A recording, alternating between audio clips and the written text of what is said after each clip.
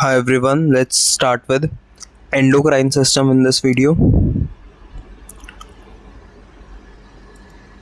Endocrine system किससे बना होता है? ऐसे ग्लैंड्स है जिनकी सिक्रीशन एंडोक्राइन हो, डक्टलेस ग्लैंड्स हो, डक्ट्स नहीं, डायरेक्टली ब्लड में सिक्रीट करे जो hormones. Hormones are nothing but chemical messengers which act on the target organs, जो कि दूर लोकेटेड है, तभी तो ब्लड के थ्रू रीच करेंगे. और हॉर्मोन्स का सही लेवल मेंटेन होना बहुत ज़रूरी है to maintain the homeostasis, normal internal environment. तो कौन कौन से जगह से सिक्रीट होते हैं hormone? Pineal gland, hypothalamus, pituitary को जो रेगुलेट करता है, then thyroid, parathyroid, thymus, suprarenal या एड्रिनल ग्लैंड, पैंक्रियाज, गोनाड्स. ठीक है, इसमें से पैंक्रियाज में से जो डायबिटीज़ वाला टॉपिक है that is already covered in the biochemistry और फिजियोलॉजी वाली जो कॉमन वीडियो थे. पिट्यूटरी ग्लैंड को मास्टर ग्लैंड बोला जाता है and hypothalamus is master of master gland. ठीक है, पिट्यूटरी ग्लैंड बॉडी के बहुत सारे फंक्शंस को कंट्रोल करता है और उसको भी कंट्रोल कौन करता है? हाइपोथैलेमस. एंटीरियर पिट्यूटरी होती है, देन पोस्टीरियर पिट्यूटरी. एडिनोहाइपोफाइसिस है इसका नाम. पोस्टीरियर पिट्यूटरी क्योंकि नर्वस कंट्रोल होता है इसका, न्यूरोसेक्रेटरी सेल्स हैं, that's why neurohypophysis. Directly neurons secretion करेंगे हाइपोथैलेमस से जो कनेक्टेड होते हैं थ्रू दिस. बीच में स्टॉक होती है विच इज़ इनफंडेबुलम, कनेक्ट कर रही है जो. ठीक है, इसका साइज पी साइज्ड ग्लैंड होता है. अब स्फेनॉइड बोन जो है उसकी कैविटी का नाम होता है sella turcica. So it is located in the sella turcica of sphenoid bone. तो डिफरेंस देखते हैं एंटीरियर और पोस्टीरियर पिट्यूटरी में.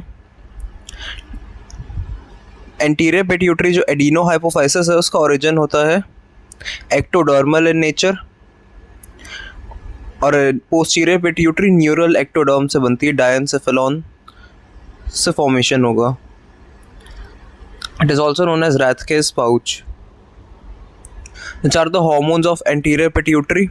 सबसे पहले growth hormone, thyroid stimulating hormone, LHFSH, luteinizing hormone और follicle stimulating hormone, adrenocorticotropic hormone, prolactin releasing hormone.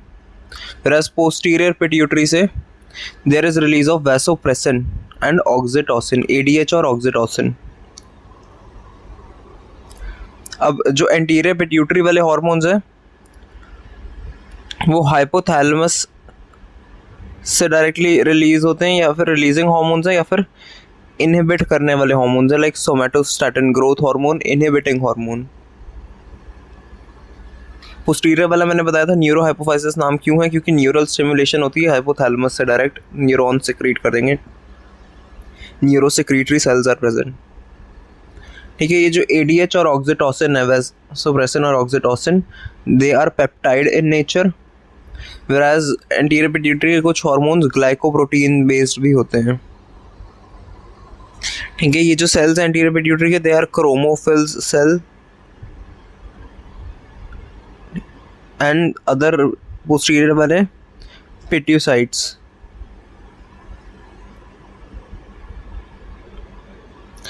तो अब देखते हैं हाइपोथैलेमिक पिट्यूटरी एक्सेस क्या है. तो हाइपोथैलेमस जो है वो रिलीजिंग या इनहिबिटिंग हार्मोन्स को रिलीज करता है, देन पिट्यूटरी के ट्रॉफिक हार्मोन्स का रिलीज होगा, और फिर वो एंडोक्राइन ग्लैंड्स को फिर वो टारगेट करेगा, पेरिफेरल जो भी प्रेजेंट है. ठीक है, पिट्यूटरी किसी ग्लैंड को टारगेट करेगा और हो सकता है वो ग्लैंड फर्दर किसी टिश्यू या ऑर्गन को टारगेट करे. तो वो टिश्यू और ऑर्गन से ही नेगेटिव फीडबैक जाता है. जैसे थायराइड में जो एक्सेस होती है, अगर एक्सेस हो जाए थायराइड हार्मोन्स का तो फिर हाइपोथैलेमस के पास नेगेटिव फीडबैक चला जाता है. तो तभी जो जिसको चाहिए नहीं हार्मोन वो रुकवा देता है एक्सेस में बनने को, हाइपोथैलेमस को सिग्नल भेज के. ठीक है, ऐसी काफ़ी सारी मेजर एक्सेस होती हैं एंड में मैं डिस्कस करूँगा वीडियो के, मतलब हाइपोथैलेमस और अलग अलग एंडोक्राइन ऑर्गन्स के बीच में एक्सेस होती है।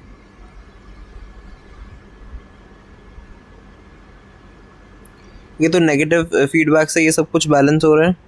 नेगेटिव फीडबैक को ऐसा समझ सकते हो जैसे जब हाई हो जाता है, मतलब जैसे पानी की टंकी भर गई है, कृपया मोटर बंद कीजिए वाला सिग्नल आता है, तो मतलब बहुत लेवल हाई हो गया, अब उसको प्रिवेंट करने की नीड है।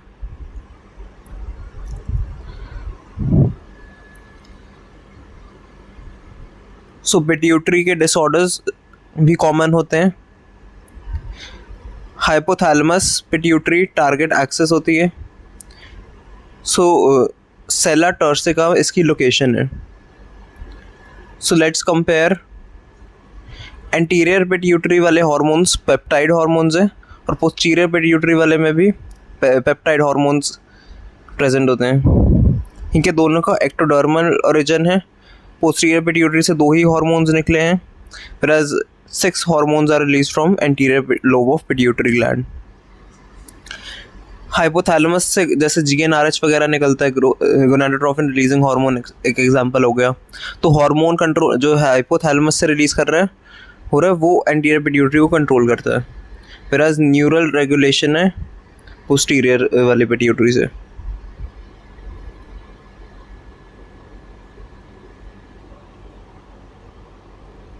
ठीक है, हाइपोथैलेमस को सुप्रीम कोर्ट की तरह समझ सकते हैं। उसने कोई ऑर्डर रिलीज़ किया, जैसे कुछ भी इनहिबिट करना है, किसी चीज़ को रोकना है, कुछ एक्शन करवाना है, तो फिर वो सुप्रीम कोर्ट से हाई कोर्ट के पास ऑर्डर गया, नोटिस आया, तो वो अपनी फिर ऑर्डर्स उसने फिर फर्दर पास ऑन किए, नोटिस इशू किए, है ना, तो हार्मोन्स रिलीज़ कर दिए जैसे। फिर पेरिफेरल ग्लैंड्स क्या हैं, पुलिस स्टेशन टाइप, तो ये बेसिकली फिर रिलीज़ करेंगे फाइनली हार्मोन्स का। और टारगेट टिश्यूज़ हैं सिटीजन जिनके ऊपर एक्शन लिया जा रहा है। तो पब्लिक प्रोटेस्ट को अगर कोई सुप्रीम कोर्ट का ऑर्डर किसी को पसंद आए, उसको नेगेटिव फीडबैक मैकेनिज्म की तरह समझा जा सकता है। जैसे जब बहुत ज़्यादा हाई लेवल्स हैं तो वो स्टॉप हो जाता है order to maintain the peace और होम्योस्टेसिस।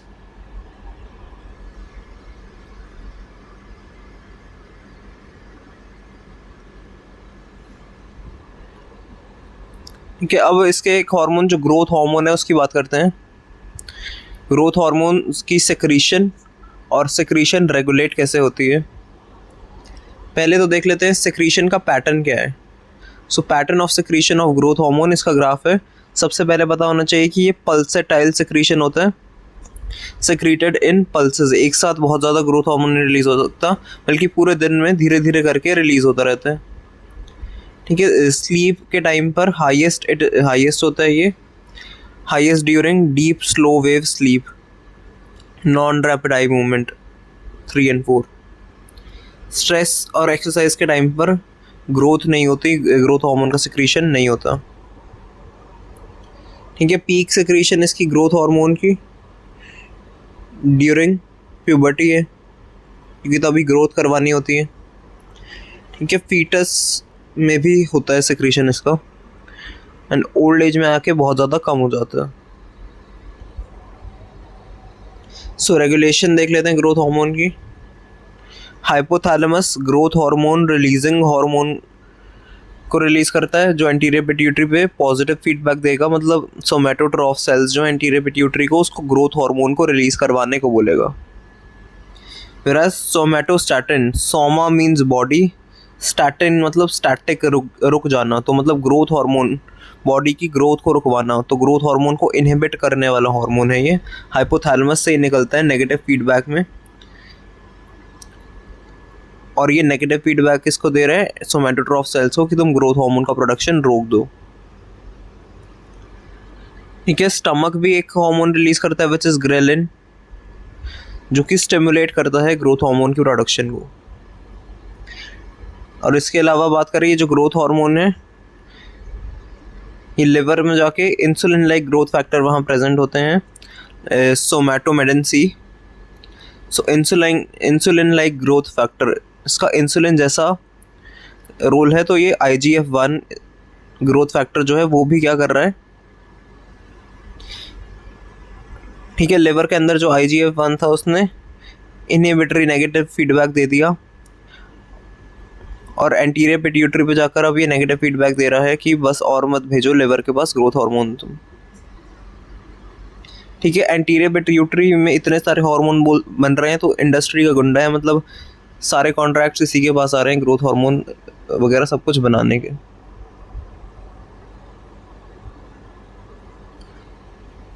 तो ग्रोथ हार्मोन की रेगुलेशन GnRH स्टिमुलेट कर रहा था, growth hormone releasing hormone. Somatostatin inhibit कर रहा है। स्ट्रेस और एक्सरसाइज के टाइम पर कम होता है रिलीज इसका, और ग्रेलिन जो स्टमक से रिलीज हो रहा था वो स्टिमुलेट करता है ग्रोथ हार्मोन के प्रोडक्शन को। जो insulin like growth factor liver release कर रहा था वो भी नेगेटिव फीडबैक देता है ग्रोथ हार्मोन के प्रोडक्शन पे। पिट्यूटरी में पीक पे होता है इसका प्रोडक्शन, और डीप स्लीप में सबसे ज़्यादा पल्सेटाइल रिलीज इसका पॉसिबल हो पाता है ड्यूरिंग NREM 3 and 4। ठीक है, सोमैटोट्रोपिन, सोमा मैंने बता दिया बॉडी, ट्रोपिन मतलब ग्रोथ, तो बॉडी की ग्रोथ करवाने वाला हार्मोन सोमैटोट्रोपिन होता है वैसे। और इसका उल्टा जो हमने अभी देखा somatostatin, statin is to stop, तो जो स्टॉप कर रहे हैं वो वाला। ठीक है, मेटाबॉलिज्म में एनाबॉलिज्म मैं बता चुका हूँ, आना, किसी चीज़ का आना, बन जाना, बिल्डिंग अप। और कैटाबॉलिज्म काटना, catabolism to break down tissues.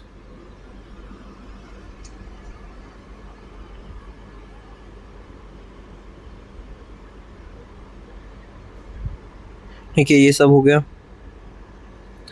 Pulsatile secretion peak during sleep. ठीक है, इंक्रीज कौन करवा रहा है? एनाबॉलिज्म में ग्रोथ हार्मोन इंक्रीज हो रहा है, जो बॉडी की मसल्स को बिल्डअप करना है, ग्रोथ करवानी है।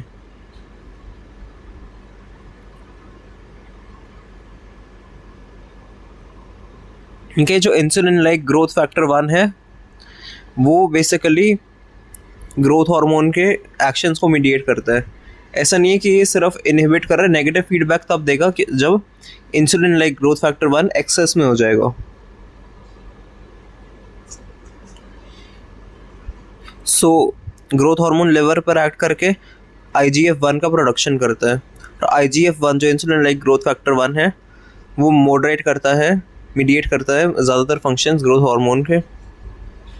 और IGF-1 का प्रोडक्शन ज़्यादा होगा तब नेगेटिव फीडबैक बेसिकली लिवर से जाता है। ये स्टॉप करने के लिए नहीं, ये तो ग्रोथ करवाने के लिए लिवर के पास गया ना IGF-1। नेगेटिव फीडबैक का मतलब होता है जो मैंने बता दिया, एक्सेस में हो जाए तब वो खुद ही स्टॉप करवाएगा। ग्रोथ हार्मोन अगर एक्सेस में सेक्रीट हो तो जाइगेंटिज्म, चाइल्ड में प्यूबर्टी से पहले अगर हो तो ग्रोथ हो जाएगी बॉडी की, तो जायंट हो जाएगा इंडिविजुअल, काफ़ी ज़्यादा ग्रोथ हो जाएगी उसकी। एडल्ट्स में अब कोई ग्रोथ नहीं होती, बस ग्रोथ हार्मोन का सेक्रीशन अगर हो रहा है एक्सेस में तो एक्रोमेगेली वाली कंडीशन हो जाएगी।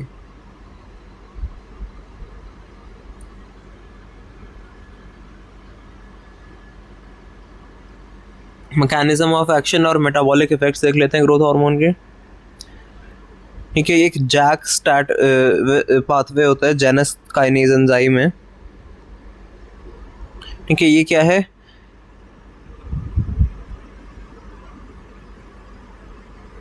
इनके सेल मेम्ब्रेन पर बेसिकली ग्रोथ हार्मोन के रिसेप्टर्स प्रेजेंट होते हैं।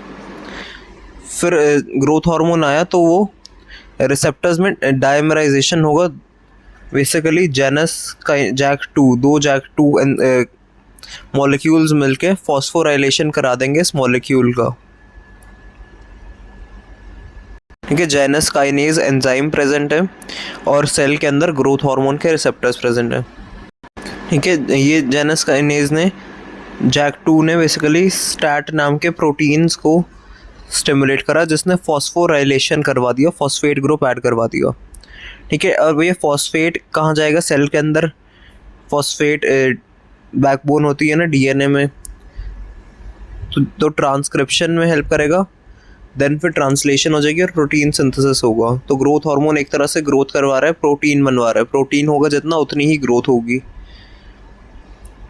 तो इसको समझते हैं, एक प्रोटीन बनाने की फैक्ट्री थी। ठीक है, डिलीवरी बॉय का नाम याद रख लो, जैक है। ठीक है, जैक बेसिकली प्रोटीन बनवाने के लिए फैक्ट्री में ना, उसको फैक्ट्री वालों को फॉस्फेट की ज़रूरत होती है। तो वर्कर कहेंगे कि हमारे पास तो फॉस्फेट ही नहीं आया, डिलीवरी बॉय जो जैक है वो लेकर ही नहीं आया। ठीक है, तो अब क्या होगा, ग्रोथ हार्मोन का एक्टिवेशन। ग्रोथ हार्मोन जैक को बुला के लाएगा, जैक 2 को बुला के लाएगा, फिर जैक 2 कहाँ जाएगा, डिलीवरी बॉय मैनेजर के पास लेके जाएगा फॉस्फेट को। ठीक है, मैनेजर के पास अब फॉस्फेट पहुंच गया, डिलीवरी बॉय जैक ने डिलीवर कर दिया, क्योंकि वर्कर्स जो सेल्स थे उन्होंने कंप्लेंट करी थी कि ग्रोथ हमारे पास जैक नहीं आया, डिलीवरी बॉय, फॉस्फेट है ही नहीं फैक्ट्री में, ग्रोथ हार्मोन को बुला के उसको डिलीवरी करवाओ। तो ठीक है, अब ये मैनेजर के पास अब वो लेके गया, तो न्यूक्लियस में फॉस्फेट पहुंच जाएगा और प्रोटीन की फैक्ट्री चलने लग जाएगी, क्योंकि वहाँ पर अब उसका रॉ मटेरियल आ चुका है जिससे बनवाना है प्रोटीन।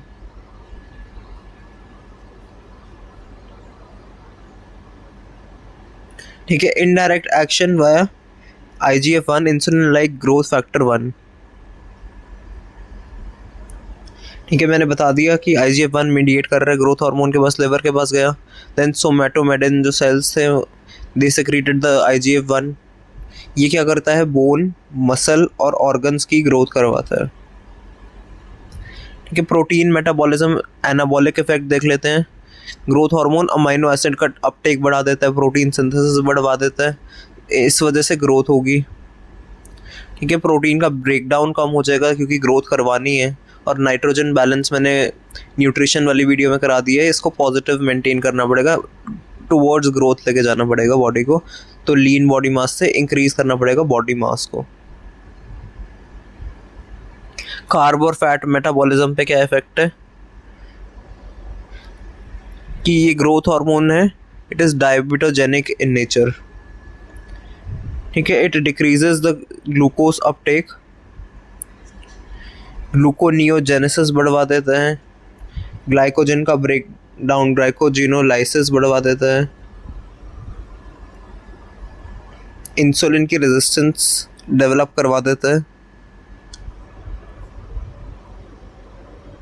ठीक है, अगर सेलुलर ग्लूकोज अपटेक कम होगा तो वो ब्लड में रह जाएगा, इसलिए डायबिटीज़ हो सकती है, और इंसुलिन से रेजिस्टेंस भी जो टाइप 2 में होती है उसको डेवलप करवा सकता है। ठीक है, फैट पर क्या इफेक्ट है, हार्मोन सेंसिटिव लाइपेज एंजाइम होती है ना, उसको एक्टिवेट करवा देता है एडिपोसाइट्स में, में से हार्मोन सेंसिटिव लाइपेज एंजाइम को रिलीज करवा देता है, जिससे क्या होता है, लाइपोलाइसिस, फैट लिपिड का ब्रेकडाउन। उससे क्या होगा, लिपिड के ब्रेकडाउन से फ्री फैटी एसिड और कीटोन बॉडीज रिलीज होंगी, तो फ्री फैटी एसिड्स और कीटोन बॉडीज का रिलीज हो जाएगा, कीटोसिस हो जाएगा बेसिकली।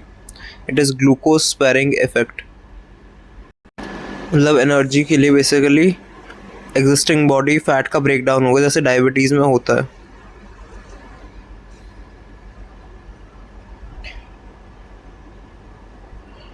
कि ग्रोथ हार्मोन पेप्टाइड हार्मोन है, सोमैटोट्रॉफ सेल्स एंटीरियर पिट्यूटरी के हैं, वो एक्रीट कर रहे हैं, जैक-स्टैट पाथवे से एक्टिवेशन होता है, इनडायरेक्टली IGF-1 से जो लिवर से रिलीज होता है, एनाबॉलिक हार्मोन है, डायबिटोजेनिक हार्मोन है, लाइपोलाइसिस बाया हार्मोन सेंसिटिव लाइपेज करवा रहा है, ये नाइट्रोजन बैलेंस ग्रोथ करवानी है तो पॉजिटिव होना चाहिए, पल्सेटाइल सिक्रीशन होती है, स्लीप प्यूबर्टी में पीक पर होता है, और कैल्शियम रिटेंशन करवाता है। ये कैसे, मिनरल मेटाबॉलिज्म पर इफेक्ट देख लेते हैं।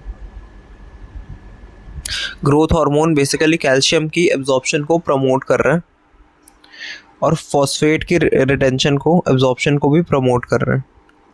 ठीक है, बोन में अब कैल्शियम और फॉस्फेट बेसिकली उसकी वही, यही तो कंपोनेंट्स है मेनली बोन के, उनको मेंटेन करके रख रहे हैं।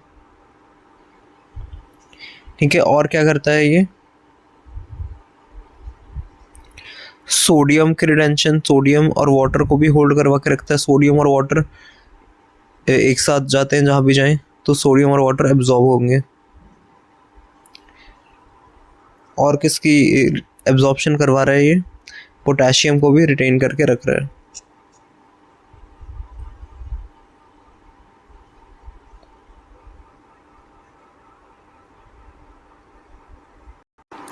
ठीक है, बेसिकली ये रूल है कि ये एब्जॉर्ब करवाएगा और एक्सक्रीशन कम करवाएगा। ग्रोथ हार्मोन रिलेटेड डिसऑर्डर्स को देखते हैं, clinical significance of growth hormone. ठीक है, एपिफाइसिस जो होती है जो बोन्स के बीच में वो अगर क्लोज हो जाए, क्लोज होने से पहले ही ग्रोथ हार्मोन एक्सेस में रिलीज होता है, तो जाइगेंटिज्म बच्चों में जो हो रहा है, एक्रोमेगाली एडल्ट्स में हो रहा है। एपिफाइसिस क्योंकि क्लोज हो चुका है तो बोन ग्रोथ नहीं होगी, और उसके अलावा इसलिए हाइट तो पहले वाले में बढ़ेगी क्योंकि एपिफाइसिस क्लोज नहीं हुआ, बोन लॉन्ग बोन्स ग्रो करेंगी अभी भी और बॉडी प्रोपोर्शन नॉर्मल रहेगा, पर जाइंट हो जाएंगे, एक्सेस हाइट इंक्रीज हो जाएगी। बट एडल्ट्स में ग्रोथ हार्मोन के फिर नॉर्मल फंक्शंस जो होते हैं वो इंक्रीज हो जाएंगे, बट हाइट इंक्रीज होना पॉसिबल नहीं हो पाएगा क्योंकि बोन्स की एपिफाइजियल प्लेट क्लोज हो चुकी होती है। ठीक है, हाथ पैर बड़े बड़े हो जाएंगे। ठीक है, और प्रोग्नेथिज्म होगा। ये ग्नेथा वर्ड किससे आता है? जॉ से। तो जॉ का बेसिकली एनलार्जमेंट हो रहा है, मैक्रोग्लोसिया हो जाएगा। Macro means large and glossia refers to tongue, जैसे ग्लोसोफेरेंजियल नर्व वगैरह होते हैं ना। सो एनलार्जमेंट ऑफ टंग भी हो जाएगा। कार्डियोमेगली, डायबिटीज़ क्योंकि डायबिटोजेनिक हार्मोन है। ठीक है, अभी भी बोन में ग्रोथ तो होगी, पर बोन की कैसी होगी? हॉरिजॉन्टल ग्रोथ होगी, तो विड्थ बढ़ रही है बट हाइट नहीं बढ़ेगी। ठीक है, एक्सेस वाले डिस्कस हो गए। डेफिशिएंसी से देखते हैं क्या क्या होगा।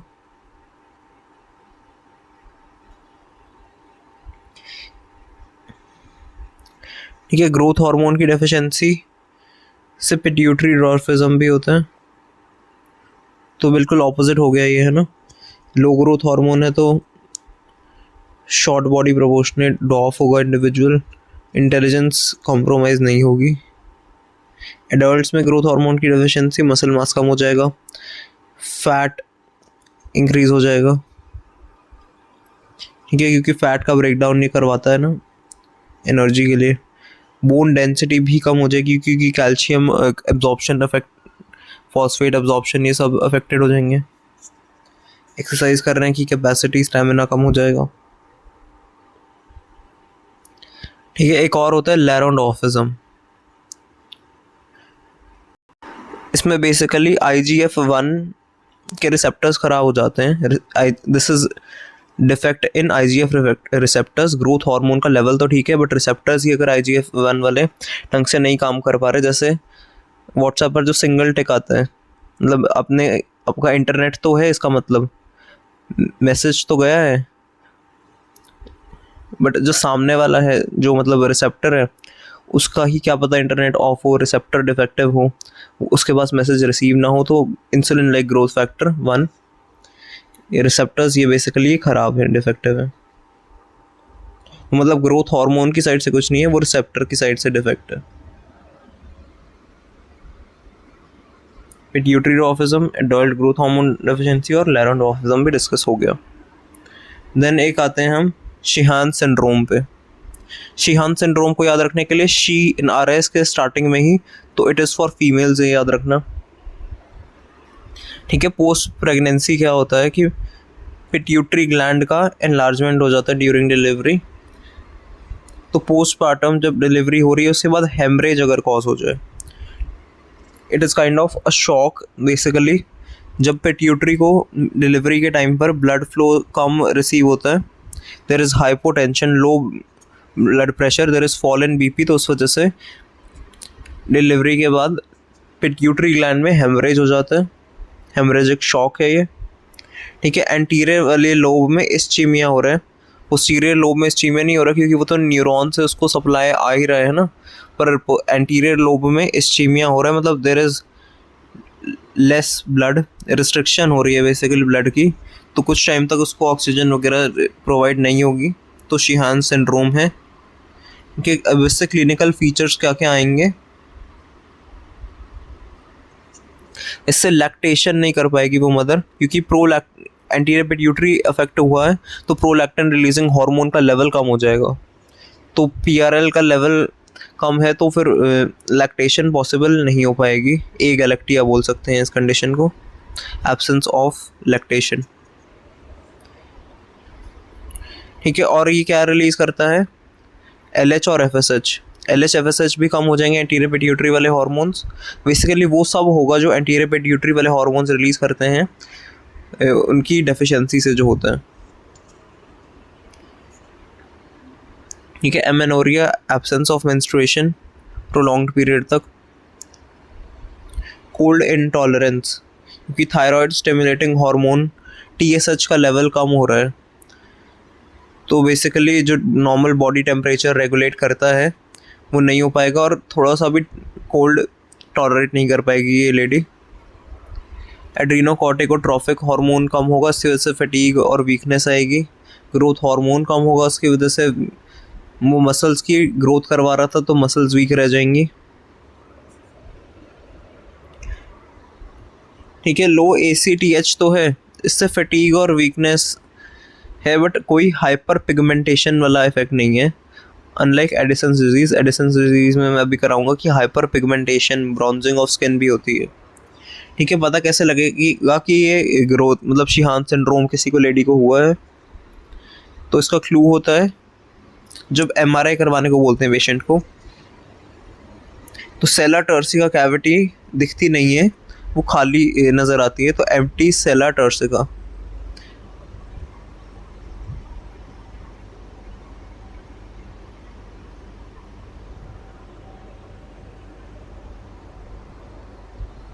एम्प्टी सेला टर्सिका ओल्ड शिहान क्लू है ये, कि हार्मोन रिप्लेसमेंट थेरेपी कई चीज़ों को ट्रीट कर सकती है। ये तीनों में डिफरेंस है। ठीक है, IGF-1 इसमें सिर्फ डिफेक्टिव है। क्रोमेगेली में वेट बढ़ रही है, बट ड्वार्फिज्म और जाइगेंटिज्म में हाइट बढ़ रही है और ड्वार्फिज्म में नहीं बढ़ रही। ठीक है, डिस्प्रपोर्शनेट होते हैं इंडिविजुअल्स। एक्रोमेगेली वाले मैंने बताया था जॉ एनलार्ज होती है, ऐसे अलग अलग फीचर्स हैं।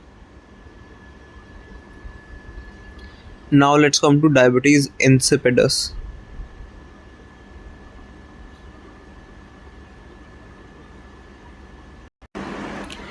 बेसिकली पोस्टीरियर पिट्यूटरी से एंटी डायूरेटिक हार्मोन ADH का सेक्रेशन होता है, मतलब डायूरेसिस, एक्सेस वाटर रिमूवल को प्रिवेंट करने वाला हार्मोन एंटी डायूरेटिक हार्मोन है। उसका सेक्रेशन या तो कम है या तो उसके लिए रेजिस्टेंस डेवलप हो गई है। अब ये किडनीज पर एक्ट करके जो कलेक्टिंग डक्ट के सेल है उसमें एक्ट करके वहाँ पर बेसिकली ADH के लिए रिसेप्टर्स होते हैं, V2 रिसेप्टर्स। ठीक है, ADH आएगा V2 रिसेप्टर्स पर, फिर जो कलेक्टिंग डक्ट के सेल्स हैं वहाँ पर साइक्लिक AMP का प्रोडक्शन होगा, साइक्लिक AMP के लेवल्स इंक्रीज कर जाएंगे। ठीक है, अब साइक्लिक AMP क्या करेगा, एक्वापोरिन 2 का इंसर्शन करेगा। एक्वापोरिन 2 चैनल्स का बेसिकली रोल होता है, एक्वापोरिन 2 चैनल्स जो पेरिट्यूबुलर कैपिलरी साथ में फ्लो कर रही है ना, उसमें से वाटर का रीअब्जॉर्ब करवा लेते हैं, वाटर को रीअब्जॉर्ब कर लेते हैं, मतलब कि यूरिन में एक्सेस वाटर को नहीं भेजते। 99.9% वाटर का तो डेली रीअब्जॉर्प्शन हो जाता है। यूरिन तो खाली अराउंड 1 to 1.5 लीटर्स ही आता है, तो वाटर वापस कहाँ गया, ब्लड में चला गया। तो यूरिन को कॉन्सेंट्रेट करना ज़रूरी होता है वाटर का रीअब्जॉर्प्शन करके। कि ADH के V2 रिसेप्टर्स होते हैं, वो साइक्लिक AMP का प्रोडक्शन करेंगे, विच इंसर्ट्स द एक्वापोरिन 2। एक्वा नाम से क्लियर हो रहा है, वाटर वाले रिसेप्टर्स होंगे, है ना, चैनल्स होंगे एक्वापोरिन 2। ठीक है, हो क्या रहा है बेसिकली, या तो किडनी से कम ADH निकल रहा है, या तो किडनीज के रेजिस्टेंस है ADH के, मतलब जो ये किडनीज के अंदर कलेक्टिंग डक्ट के सेल्स है V2 रिसेप्टर्स, वो एक्सेप्ट ही नहीं कर रही है ADH को। सो लो ADH या फिर नो एक्वापोरिन 2, तो रेजिस्टेंस है अगर, या फिर ADH कम है तो एक्वापोरिन 2 का इंसर्शन नहीं होगा। एक्वापोरिन 2 रीअब्जॉर्प्शन करवा रहे थे ये चैनल्स, तो वाटर का रीअब्जॉर्प्शन ढंग से नहीं हो पाएगा, तो इस वजह से वाटर रीअब्जॉर्ब नहीं हुआ, तो मतलब यूरिन में चला गया, वेस्ट हो गया, तो डाइल्यूट यूरिन आएगा जिसकी स्पेसिफिक ग्रेविटी 1.005 से डिक्रीज कर जाएगी। ठीक है, एक्सेस यूरिन आने को बोलते हैं polyuria. Poly means many, urea refers to urine. Around 5 to 20 litres per day, इतना ज़्यादा यूरिन आता है। Large volume of dilute urine आता है। ठीक है, अगर इतना यूरिन आ रहा है बॉडी में तो प्यास भी फिर उतनी लगती है, क्योंकि थर्स्ट सेंटर का एक्टिवेशन हो जाता है। हो क्या रहा है एग्जैक्टली, प्लाज्मा की ऑस्मोलैरिटी हाई है and there is high sodium hyper in blood, hypernatremia, natrium Latin name होता है बेसिकली सोडियम का, और emia refers to in blood. तो ब्लड के अंदर सोडियम लेवल भी हाई है और इसकी वजह से ऑस्मोलैरिटी भी हाई है। There is high osmolarity of the plasma, plasma की हाइपर ऑस्मोलैरिटी की वजह से ज़्यादा प्यास लगती है, क्योंकि प्लाज्मा को डाइल्यूट करना होगा थोड़ा सा, क्योंकि इतना हाइपर ऑस्मोलर है, इतना सोडियम ठीक थोड़ा डजेंट होना, तो उसकी वॉल्यूम बढ़ाने के लिए थोड़ा बॉडी चाहेगी कि पानी पिए, थर्स्ट हो, और ये थोड़ा फिर डाइल्यूट हो। ठीक है, एडीएच का दूसरा नाम क्या होता है, वैसोप्रेसिन। तो वैसोप्रेसिन को ऐसे याद रखो, वेसल को प्रेस करना। अगर मैं इस वेसल को ऐसे प्रेस करूँगा, कोई पाइप है उसको मैं प्रेस करूँगा, तो प्रेस करने से क्या हो जाएगा, अंदर का प्रेशर इंक्रीज हो जाता है।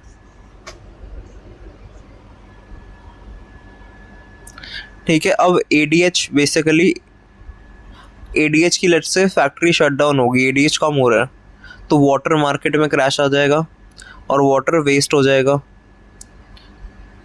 तो इसके टाइप्स पहले बताता हूँ, फिर समझ आएगा ये।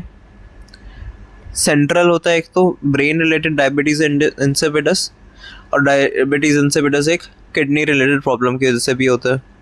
ब्रेन में मतलब पिट्यूटरी से ही एडीएच की डेफिशिएंसी है। एडीएच कब बनाएगा कम पिट्यूटरी, जब या तो कोई ट्रॉमा हो, हेड इंजरी हो, या तो कोई ट्यूमर की वजह से एडीएच का ढंग से सिक्रीशन नहीं हो पा रहा पिट्यूटरी ग्लैंड के आसपास, अगर कोई ट्यूमर है, कोई न्यूरोसर्जरी हुई है किसी की, उसमें कोई कॉम्प्लिकेशन आ गई लेट्स से, इनके ट्यूबरकुलोसिस, मेनिंजाइटिस जैसी इन्फेक्शन की वजह से एडीएच कम बनता है, ऑटो इम्यून डिसऑर्डर्स में कम बनता है। तो सेंट्रल ब्रेन रिलेटेड प्रॉब्लम्स जिसमें एडीएच कम बन रहा है, तो पिट्यूटरी को सिग्नल देने के लिए एडीएच बनाने का डेस्मोप्रेसिन इफेक्टिव होती है, ये वाली ड्रग ऑफ चॉइस है। ठीक है, प्लस नेफ्रोजेनिक डायबिटीज़ इंसिपिडस में थायजाइड डायूरेटिक्स दिए जाते हैं। और किडनी रिलेटेड प्रॉब्लम है, इसमें एडीएच तो नॉर्मल होता है, जैसे डायबिटीज़ में भी रेजिस्टेंस डेवलप हो रही थी ना, वैसे यहाँ पर भी रेजिस्टेंस डेवलप हो रही है। अब कौन कौन सी चीज़ें हैं जिनकी वजह से kidneys become resistant to ADH, ऐसी ड्रग्स जिनमें लिथियम का कॉन्सेंट्रेशन ज़्यादा होता है, तो ये बार बार कोई ले इंडिविजुअल जिसमें लिथियम ज़्यादा हो, डेमिसाइक्लिन ज़्यादा हो, डेमेक्लोसाइक्लिन ज़्यादा हो और लिथियम ज़्यादा हो, तो ये ड्रग्स रेजिस्टेंस डेवलप कर देती हैं।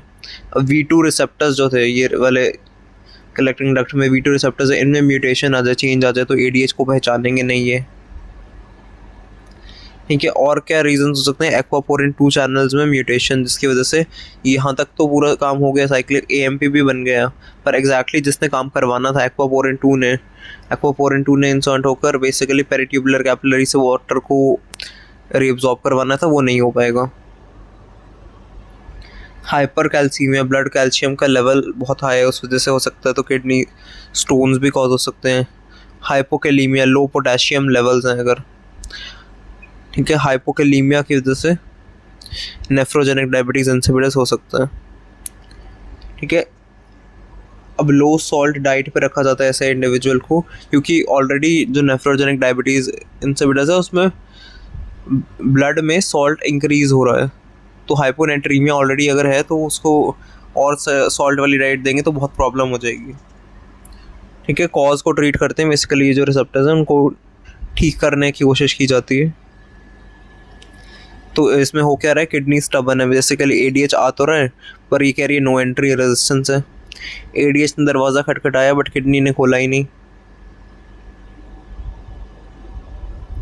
क्योंकि रिसेप्टर्स ही ख़राब थे।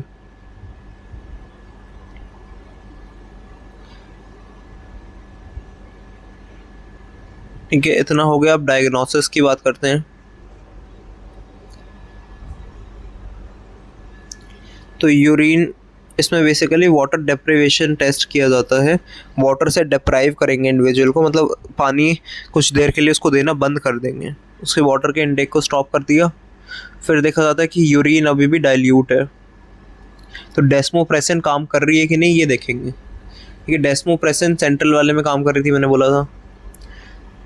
तो जिससे क्या होगा, एडीएच की डेफिशिएंसी अगर ट्रीट हुई होगी तो यूरिन की ऑस्मोलैरिटी इंक्रीज कर जाएगी, क्योंकि डाइल्यूट यूरिन था ना पहले तो बहुत, तो अब नहीं रहेगा वैसा, है ना। नेफ्रोजेनिक में एडीएच की रेजिस्टेंस है, तो no significant change in urine osmolarity.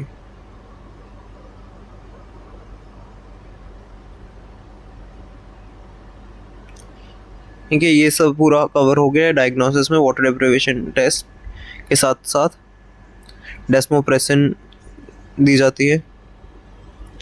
Diabetes जैसे ही इसके सिम्टम्स हैं, रात को यूरिन आना नॉक्ट्यूरिया होता है, नॉक्टर्नली बेसिकली।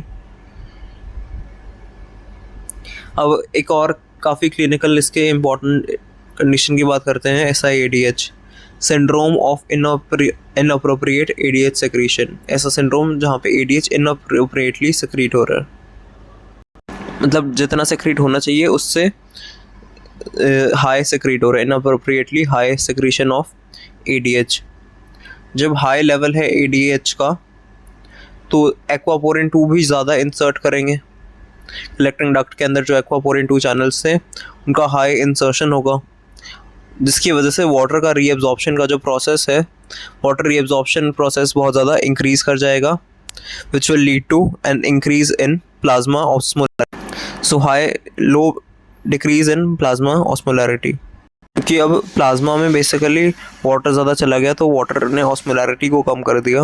बेसिकली जो सॉल्ट वगैरह बाकी चीज़ों का कॉन्सेंट्रेशन था वो भी कम हो गया, हाइपोनेट्रीमिया।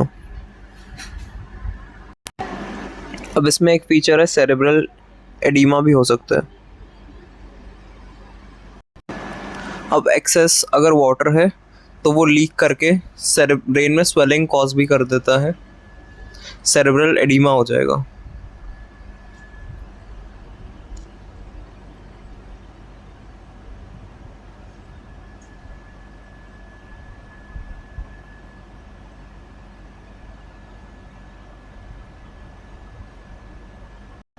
ठीक है, सिर्फ सेरेब्रल एडिमा हो रहा है, मैंने बोला ऐसा होना चाहिए था, एडिमा हो रहा है तो हर जगह हो, हर जगह एडिमा क्यों नहीं हो रहा? But there is no oedema in the normal peripheral organs और केसेस। वाटर रिटेन्ड है तो एडिमा होना चाहिए था।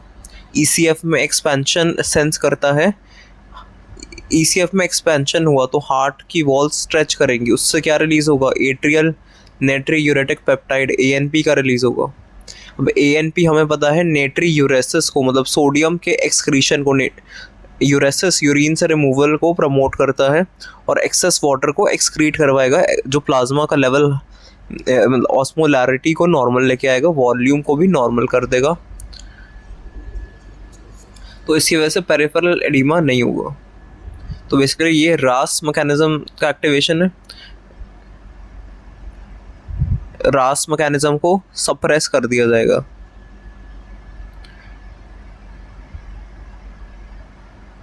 क्योंकि रास मैकेनिज्म तो बेसिकली सोडियम के एब्जॉर्प्शन को प्रमोट करता है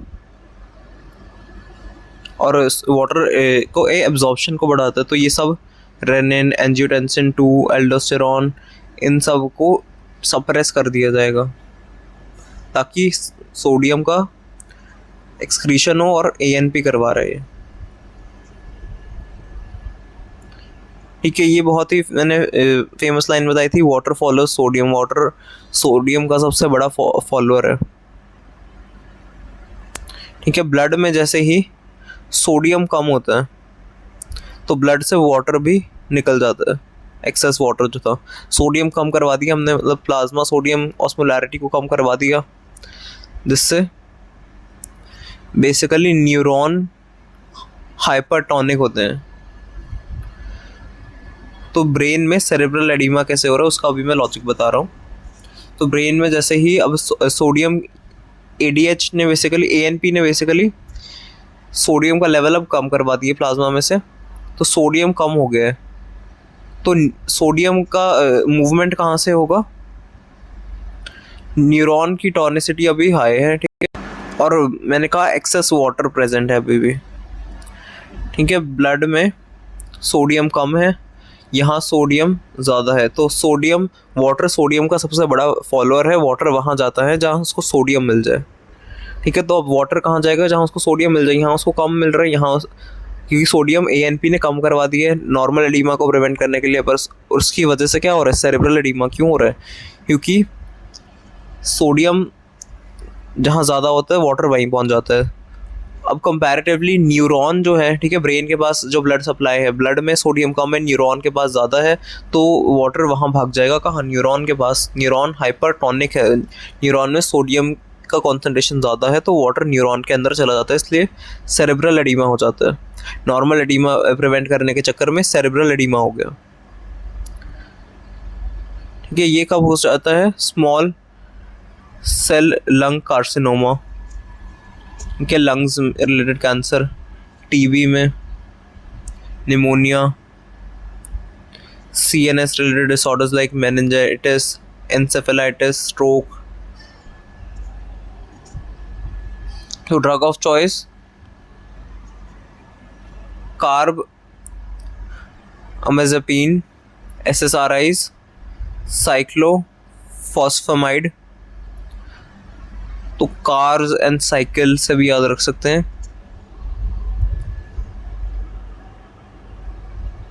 क्योंकि हो क्या रहा है बेसिकली ब्रेन में डिस्ट्रक्शन है। अगर डायबिटीज़ इंसिपिडस है, ADH कम बनेगा, लेस हार्मोन सिक्रीशन, ठीक है। ADH अगर हाई है तो कब होता है वो? Syndrome of inappropriate ADH secretion, then there is more secretion of ADH। इनके causes of this hyper secretion, क्योंकि ये एक्टोपिक जगह से भी निकलना शुरू हो जाता है बेसिकली, जिसका काम भी नहीं है। लंग्स भी कई बार, लंग्स कैंसर हो जाए अगर, तो लंग्स भी कई बार ADH का प्रोडक्शन स्टार्ट कर देंगे, एक्टोपिक साइट पर बनना स्टार्ट हो जाएगा, जिसका काम भी नहीं है वो भी करेगा प्रोडक्शन ADH का, ठीक है। कॉजेज CNS डिसऑर्डर्स की वजह से ज़्यादा बनेगा ADH, TB में ज़्यादा बनेगा, pneumonia, small lung cell carcinoma. इसके सिम्टम्स होंगे nausea, headache, confusion, brain fog, seizures आना। अब लैब फाइंडिंग्स क्या क्या होंगी? प्लाज्मा में सोडियम कम मिलेगा, क्योंकि ANP ने नेट्रीयूरेसिस को प्रमोट कर दिया और रास को सप्रेस कर दिया एडीमा को बचाने के लिए, पर इस चक्कर में क्या ही हो गया? सेरेब्रल एडीमा हो सकता है ना। कि प्लाज्मा की ऑस्मोलैरिटी कम होगी, यूरिन की ऑस्मोलैरिटी हाई होगी, क्योंकि नेट्रीयूरेसिस करवा रहे, सारा सोडियम तो यूरिन में निकलवा दिया, यूरिन की ऑस्मोलैरिटी इस वजह से बढ़ जाएगी, और सोडियम क्योंकि इसमें ज़्यादा है तो फ्लूइड को रिस्ट्रिक्ट करके दिया जाता है। डेमीसाइक्लोसाइक्लिन वेप्टन्स ये ड्रग्स हैं जो ट्रीटमेंट के लिए।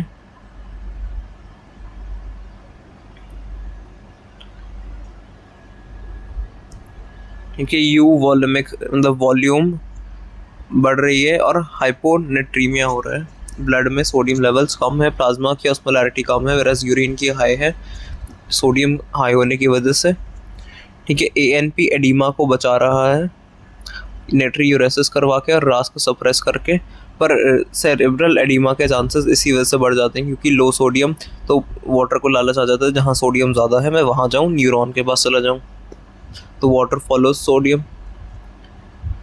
Small lung cell carcinoma most common cause, drugs ये दी जाती हैं, कार्बामेज़ेपिन है ना, CS2 मैंने बताया था, C2S या फिर CSC, ठीक है। जब डिस्ट्रक्शन होगा ब्रेन का तो ADH कम बनेगा, जब इरिटेट हो गया ब्रेन, बहुत प्रॉब्लम हो गई है ना, तो ये ज़्यादा हाइपर सेक्रीशन कर देगा, ठीक है। कॉर्नर ट्रीटमेंट साथ ही साथ, मतलब ये दवाइयों के साथ साथ ऐसा भी कहा जाता है पेशेंट को कि फ्लूइड को रिस्ट्रिक्ट करो, ज़्यादा पानी ना पियो, क्योंकि ऑलरेडी तुम्हारे प्लाज्मा में वाटर बहुत ज़्यादा है, क्योंकि डायबिटीज़ इंसिपिडस और ADH को कंपेयर कर लेते हैं। ठीक है। SIADH में एंटी डायूरेसिस हार्मोन अगर ज़्यादा है ना, डायूरेसिस होता है उसके अगेंस्ट है, तो मतलब डायूरेसिस मतलब एक्सेस वाटर का सिक्रीशन, डायूरेसिस के अगेंस्ट है, तो यूरिन आउटपुट इसमें ज़्यादा नहीं होगा, ओलिगोरिया होगा, मतलब नॉर्मल मॉडरेट यूरिन होगा। ठीक है। वेरएज डायबिटीज़ इंसिपिडस में पॉलीयूरिया था, EDH काम नहीं कर रहा था इस वजह से। ठीक है। हाइपरनेट्रीमिया डायबिटीज़ इंसिपिडस में ब्लड में सोडियम ज़्यादा है, वेरएज ब्लड में सोडियम SIADH में कम है क्योंकि ANP ने एक्ट किया है, हमें पता है। प्लाज्मा की ऑस्मोलैरिटी इस वजह से कम है। ठीक है। और इसमें सोडियम आयोनिक की वजह से ज़्यादा है। वेरएज यहाँ पर जो कम है सोडियम प्लाज्मा में वो क्योंकि वाटर में निकल गया, यूरिन की ऑस्मोलैरिटी हाई है SIADH में, यूरिन की ऑस्मोलैरिटी DI में कम है। ठीक है। ऑस्मोलैरिटी और स्पेसिफिक ग्रेविटी भी रिलेटेड है, तो यूरिन की सोडियम ज़्यादा है तो स्पेसिफिक ग्रेविटी भी इंक्रीज हो जाती है, इसमें कम है। इनअप्रोप्रिएट हाई सिक्रीशन, इसमें लो या इनएफेक्टिव मतलब रिसेप्टर डिफेक्ट कि यू वॉल्यूमिक के साथ साथ डिहाइड्रेशन भी है, वॉल्यूम इंक्रीज हो रही है ना प्लाज्मा की। So that's all for this. तो अब बात करते हैं SIADH की ही डिटेल में।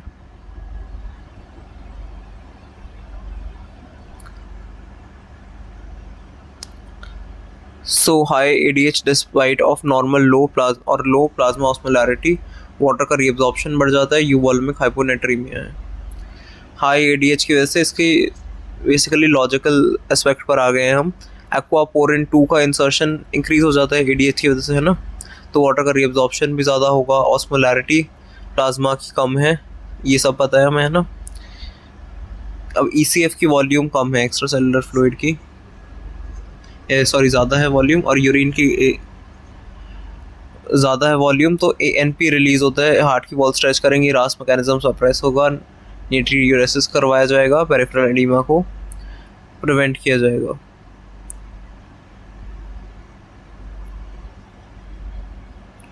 ठीक है। बेसिकली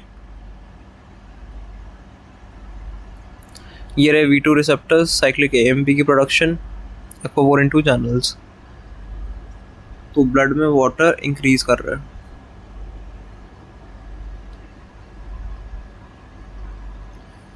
ये हमने देख लिया है, दोनों ऑपोजिट काम करते हैं, रास और ANP। ये थे उसके डिसऑर्डर्स, प्रॉब्लम्स। तो कार और साइकिल वाली ट्रिक मैंने बता दी कि सेरेब्रल एडिमा होगा, नोजिया, हेडेक और ये सब problems. So this was the revision page all about blood और यूरिन में कंपेयर हमने ऑलरेडी कर लिया, दैट्स इट। अब आ जाते हैं नेक्स्ट एस्पेक्ट पर इस चैप्टर के, विच इज थायराइड ग्लैंड और थायराइड हार्मोन्स।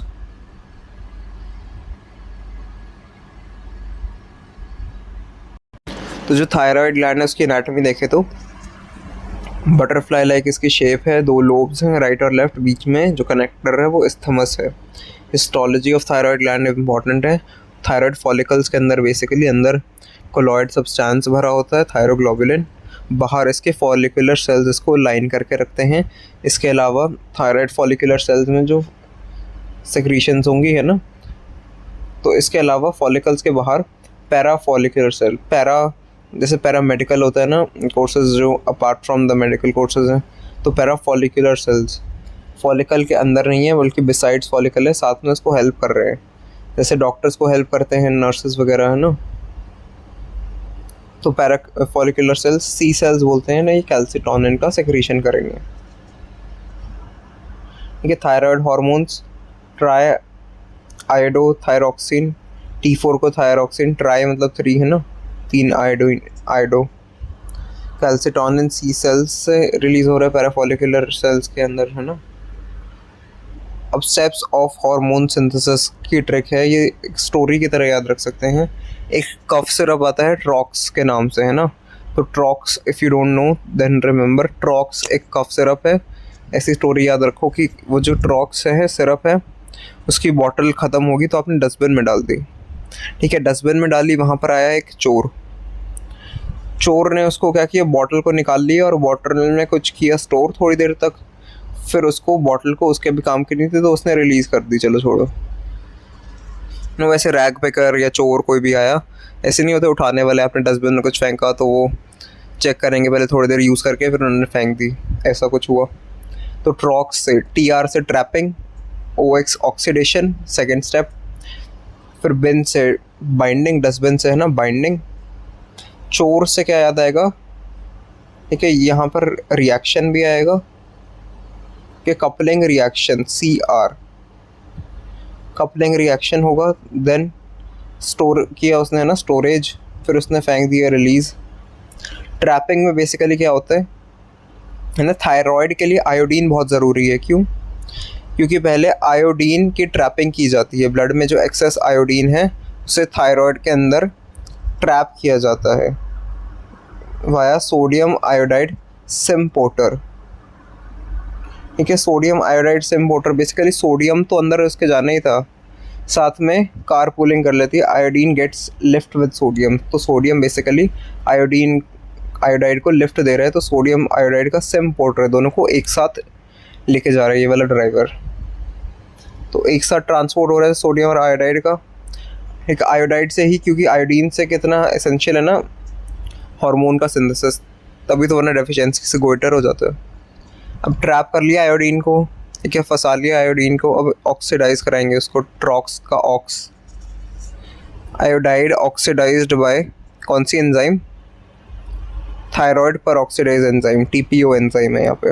एंजाइम का नाम भी याद रखना ज़रूरी है, ठीक है, थायराइड पर ऑक्सीडाइज एंजाइम है, ये ऑक्सीडेशन करवाएगी।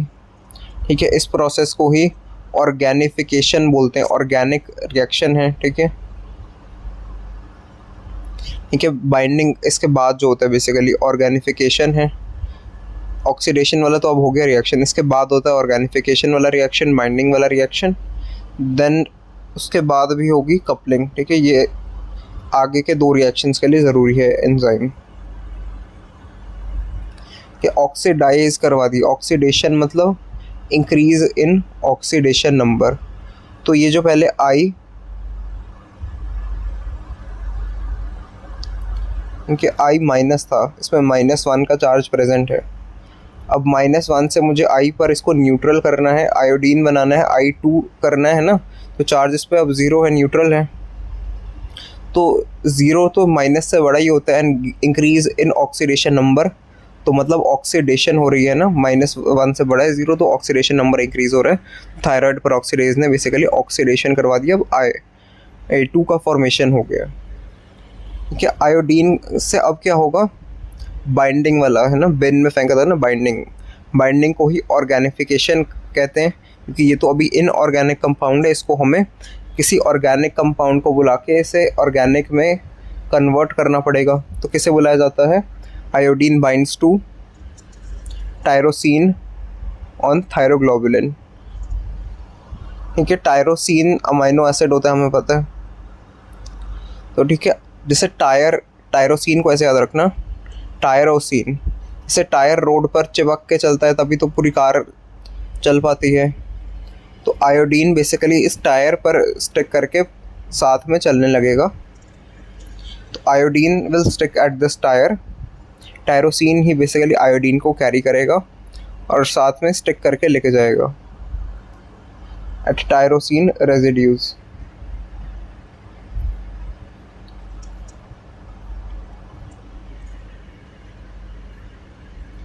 तो बाइंडिंग हो गई टायरोसिन से। क्या अब टायर लेके जा रहा है किसके लिए, कपलिंग रिएक्शन के लिए, बाइंडिंग करवाएगा। वैसे बाइंडिंग तो हो गई है, किससे अभी बाइंडिंग हो गई है, TPO की वजह से, टायरोसिन से आयोडीन की, है ना। अब मेनली वो जो स्टेप है फाइनली जिसकी वजह से बाइंड करके दो चीज़ें बनती हैं, या तो MIT बनेगा या तो DIT बनेगा। मैं किसी यूनिवर्सिटी की बात नहीं कर रहा, MIT DIT की बात नहीं हो रही। MIT मतलब मोनो आयोडोटायरोसिन, डाई आयोडोटायरोसिन। अगर एक यूनिट कंबाइन करती है तो वो मोनो है, अगर दो आपस में कंबाइन कर रहे हैं तो वो डाई आयोडोटायरोसिन है ना। ये जो बाइंडिंग हुई थी। ठीक है, अब अलग अलग से इंडिविजुअल यूनिट्स हैं ये, इनको जोड़ना है, कपलिंग करवानी है, तो कपलिंग रिएक्शन CR कप चोर से है ना, चोर में भी लास्ट में आ रहा है ये कपलिंग रिएक्शन। तो MIT और DIT ये 1 है, मोनो मतलब 1 एक यूनिट थी और 2 के साथ इसने कंबाइन किया तो 2 + 1 3 बनेगा। ठीक है, DIT प्लस DIT 2 कंबाइन करेंगे तो T4 बनेगा। थायराइड पेरोक्सिडेज एंजाइम यहाँ पर भी ज़रूरी है। T3 और T4 का फाइनली प्रोडक्शन हो गया है। ठीक है, प्रोड्यूस हो गए हैं तो इन्हें स्टोर भी करना पड़ेगा, तो कोलॉइड वाले रीजन में स्टोर हो जाते हैं। ठीक है, और ये थायरोग्लोबुलिन की फॉर्म में के पार्ट की तरह स्टोर होते हैं।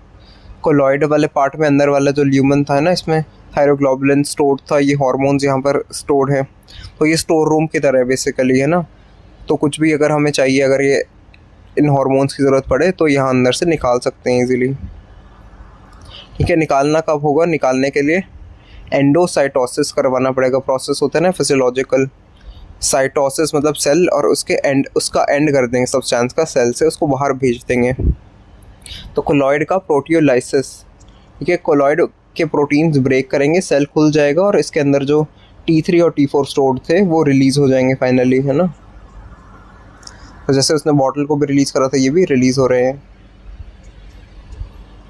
ठीक है, फॉलिकुलर सेल्स ने जो बाहर फॉलिकल को लाइन कर रहे थे T3 T4 बनवाया। पैरा फॉलिकुलर सेल्स क्या करते हैं? कैल्सिटोनिन बनवाते हैं, इसके बारे में मैं बाद में बताऊंगा अभी। ठीक है, हार्मोन्स थायरोग्लोबुलिन के साथ की फॉर्म में स्टोर होते हैं कोलॉइड पोर्शन में अंदर, है ना। Sodium iodide symporter iodine की ट्रैपिंग करता है फर्स्ट स्टेप में।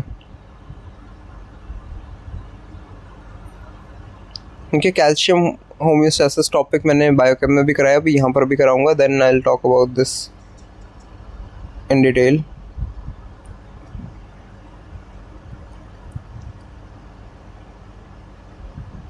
तो बेसिकली अब रिलीज़ की इसकी बात करते हैं। फैक्ट्री वाली जो मैंने एक्सेस बताई थी हाइपोथैलेमो पिट्यूटरी एक्सेस की, CEO हाइपोथैलेमस है, फिर एंटीरियर पिट्यूटरी उसका मैनेजर है। ठीक है, CEO ने थायरोट्रोपोनिन रिलीजिंग हार्मोन TRH का रिलीज़ करा, तो फिर मैनेजर के पास एंटीरियर पिट्यूटरी है जो, वो कहेगा वर्कर्स को TSH रिलीज़ करके उसको ऑर्डर देगा कि थायराइड ग्लैंड को बोलो कि काम करे। वर्कर्स जो थायराइड ग्लैंड है वो काम करके प्रोडक्ट फाइनली शिप हो जाएगा T3 और T4। ठीक है, अगर इतने बेसिकली कस्टमर ज़्यादा ख़रीद नहीं रहे और प्रोडक्ट एक्सेस में बनता जा रहा है तो फिर ऐसा ही फीडबैक जाएगा। अगर प्रोडक्ट अच्छा नहीं है, बार बार फैक्ट्री में अगर वो बनता जाए एक्सेस में, तो स्टॉक ज़्यादा हो जाएगा और वो सेल नहीं हो पाएगा, इसलिए कहेंगे अब अभी आप स्टॉक ज़्यादा ना बनवाओ। ये मैनेजर को बोलेगा कि हमारे ये सामान बिक नहीं रहा, नेगेटिव फीडबैक दे देगा कि अभी मत बनवाओ। फिर ये जाके CEO को बोलेगा कि हमारी कंपनी तो ढंग से चल नहीं रही है। ठीक है, तो एक्सेस क्या कर रही है? हाइपोथैलेमस ने TRH थायरोट्रोपोनिन रिलीजिंग हार्मोन रिलीज़ किया, जिसने एंटीरियर पिट्यूटरी को जाके थायराइड जो हार्मोन्स हैं उनको स्टिमुलेट करेंगे, जो बेसिकली हार्मोन्स उनका सिक्रीशन करवाया TSH। ठीक है, TSH ने T3 T4 के लेवल को बढ़वाया, बेसिकली जो एंडोसाइटोसिस वाला प्रोसेस था रिलीज़ करवाया, है ना। तो हाई T3 और T4 जब है तो नेगेटिव फीडबैक जाता है, तो मतलब वो कहते हैं थायराइड स्टिमुलेटिंग हार्मोन को अभी मत स्टिमुलेट करो, हमें नहीं चाहिए T3 T4 इस टाइम पर, और TRH को भी कम कर दिया जाता है। अब देखते हैं कि T3 और T4 इतने इंपॉर्टेंट क्यों हैं, क्या क्या इनके मेजर एक्शंस हैं। ठीक है, functions of thyroid hormones, brain में ये CNS की डेवलपमेंट करवाते हैं। ठीक है, जब एम्ब्रियोलॉजिकल स्टेज है तब भी ये CNS का डेवलप करवाएंगे और नॉर्मल एडल्ट्स में ब्रेन फंक्शन को मेंटेन करते हैं। ठीक है, हार्ट में हार्ट रेट को इंक्रीज़ करवाते हैं ये T3 T4। कार्डियक आउटपुट को, जब हार्ट रेट इंक्रीज़ होगा तो कार्डियक आउटपुट इंक्रीज़ होगा ऑब्वियसली, है ना। और लंग्स पे बात करें तो बेसिकली सरफेक्टेंट का सिंथेसिस करवाते हैं by the type 2 pneumocytes. Surfactant, ठीक है, जब चाइल्ड का बर्थ होना है तो कुछ ही टाइम बाद ही सरफेक्टेंट की पूरी लेयर बन जाती है just after the first breath. तो पूरा उसका सिंथेसिस सिक्रीशन पहले ही एम्ब्रियोनिक स्टेज में प्रिपरेशन करना पड़ता है, तो वो भी थायराइड हार्मोन्स पहले हेल्प करते हैं। ठीक है, बीएमआर को मेंटेन करना, ठीक है, बॉडी हीट प्रोडक्शन। अब एपेटाइट को इंक्रीज़ करने वाला हार्मोन है ये।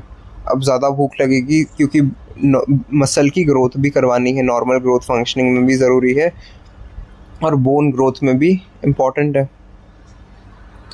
ठीक है, बीएमआर पर क्या क्या इफेक्ट होते हैं?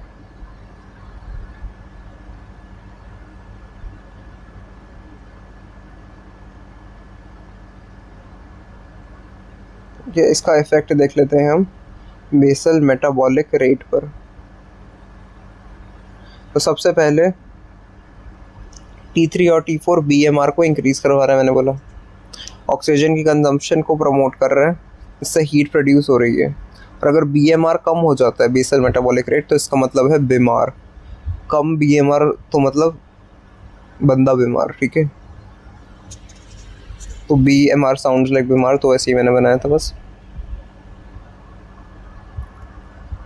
कि प्रोटीन के सिंथेसिस को एनाबॉलिज्म करवा रहा है, ग्लूकोज की यूटिलाइजेशन को प्रमोट कर रहा है। ठीक है, ब्लड में नहीं जाने दे रहा, वो ग्लूकोज के अपटेक को, यूटिलाइजेशन को प्रमोट कर रहा है। फैट में लाइपोलाइसिस, फैट बर्न करवा रहा है। कोलेस्ट्रॉल के लेवल को कम करवा रहा है, ये भी इसका एक अच्छा फंक्शन है। ठीक है, अब हमें याद रखना है कि T3 जो फॉर्म है ना, ट्राई आयोडोथायरोक्सिन वाली, वो ज़्यादा एक्टिव फॉर्म है एज़ कम्पेयर टू T4। तो जो T4 है उसका कन्वर्जन T3 में होता है पेरिफेरल टिश्यूज में। T4 जो है 3 में कन्वर्ट हो जाता है क्योंकि वो एक्टिव फॉर्म है। थायराइड के हार्मोन कैसे एक्ट करते हैं? न्यूक्लियस के अंदर उसके रिसेप्टर्स होते हैं। कुछ रिसेप्टर्स तो मेम्ब्रेन होते हैं, ये वो वाले नहीं है। न्यूक्लियस में एंटर करना पड़ेगा फिर रिसेप्टर प्रेजेंट होगा। ग्रोथ हार्मोन के साथ साथ इसके भी सिमिलर कुछ ओवरलैपिंग फीचर्स है ना। अब थायराइड रिलेटेड डिसऑर्डर्स काफ़ी इंपॉर्टेंट है, इनकी बात करते हैं। कुछ तो होते हैं इसके हाइपोसेक्रीशन से, हाइपोथायरॉयडिज्म, एक्सेस इनका रिलीज होगा तो हाइपर सेक्रीशन, हाइपरथायरॉयडिज्म। ठीक है, हाइपर सेक्रीशन में हमें दो ही याद रखने हैं, दोनों जी से स्टार्ट हो रहे हैं, ग्रेव्स और गोइटर। ग्रेव्स डिजीज याद रखना है एक, और एक गोइटर हाइपर में, तो दो जी वाले हाइपर के हैं। हाइपो वाले में हाशिमोटो डिजीज़, ऑटोइम्यून है जो, मिक्सेडेमा, क्रेटिनिज्म, ये याद रखना। ठीक है, हाइपोथायरॉयडिज्म में क्या होगा, जो नॉर्मल थायराइड के फंक्शन से अब वो कम हो पाएंगे, है ना। तो ब्रेन को डेवलपमेंट को प्रमोट कर रहा है, कम है तो थिंकिंग कम हो जाएगी, मेमोरी का लॉस होना शुरू हो जाएगा। अब हीट जनरेट करवाने वाला हार्मोन था ना ये, तो अगर हीट कम, बेसिकली ठंड टॉलरेट नहीं कर पाएगा, कोल्ड इंटॉलरेंस हो जाएगी जिसमें कम प्रोडक्शन है इसकी, है ना। तो हार्ट रेट को इंक्रीज़ कर रहा था और कार्डियक आउटपुट को बढ़ा रहा था, ब्रैडीकार्डिया, हार्ट रेट कम हो जाएगी और वेट गेन देखने को मिलेगा क्योंकि ये लाइपोलाइसिस वगैरह करवाएगा। अब ब्रेक डाउन ढंग से नहीं हो पाएगा तो फैट ज़्यादा हो जाएगा ना। और गट में ये क्या करवा रहा था कि बेसिकली एपेटाइट को इंक्रीज़ करा रहा था, भूख नहीं लगेगी, वहीं पे गट में जीआई की मोटिलिटी रिड्यूस हो जाएगी, तो कॉन्स्टिपेशन।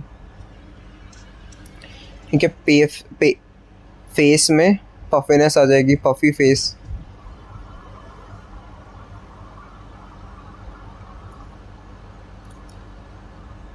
ठीक है, हाशिमोटो को नाम से याद रखना, मोटो, तो I am not body shaming, just मोटो से याद आएगा, मोटा, ओवरवेट, तो वेट गेन और स्लगिनिश।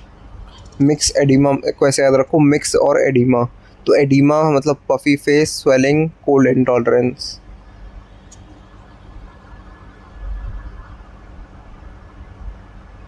ठीक है, हाइपर थायराइडिज्म होगा तो जो काम नॉर्मली ये कराता है वो ज़्यादा होने लगेंगे। ठीक है, अब ये हीट को बेसिकली प्रमोट करा रहा है, इतनी हीट बढ़वा देगा कि बाहर की, अंदर ही इस बॉडी में इतनी गर्मी है तो बाहर की हीट तो टॉलरेट हो ही नहीं पाएगी, हीट इंटॉलरेंस हो जाएगा। ठीक है, नर्वस सिस्टम में ये एंजाइटी, इरिटेबिलिटी, ट्रेमर्स, हाथ जो शेक होते हैं वो सब करवा देगा। ठीक है, डायरिया करवा देगा। मोटिलिटी तो नॉर्मली बढ़वाता है, बट ये इतनी ज़्यादा मोटिलिटी बढ़ा दी कि डायरिया हो गया, तो लूज स्टूल्स आएंगे। अब लाइपोलाइसिस तो हो रहा है, बट इतना ज़्यादा हो रहा है कि ये वेट लॉस ही हो गया, बहुत ज़्यादा अंडर वेट हो गया। ठीक है, टैकीकार्डिया भी नहीं होना चाहिए, हार्ट रेट नॉर्मल मेंटेन होनी चाहिए, ये भी हमें पता है। हार्ट रेट इंक्रीज करा दी, पर इतनी ज़्यादा कि टैकीकार्डिया ही हो गया। ठीक है, ग्रेव्स डिजीज़ में ये याद रखना काफ़ी इंपॉर्टेंट है कि एक्सोफ्थैल्मिक गोइटर होता है, एक्सोफ्थैलमस होता है, ऑप्थैल्मा मीन्स आई है ना, एक्सो मतलब बाहर निकल गई आंखें, प्रोट्रूजन ऑफ आई बॉल हो रहा है। तो ग्रेव्स डिजीज़ में एक्सो मतलब एग्जिट, ये eyes are trying to exit the orbit, तो आंखें बाहर से निकल गई, एक्सोफ्थैल्मस। एक्सोफ्थैल्मस हो रहा है, एक्सोफ्थैल्मिया हो रहा है, या फिर है ना।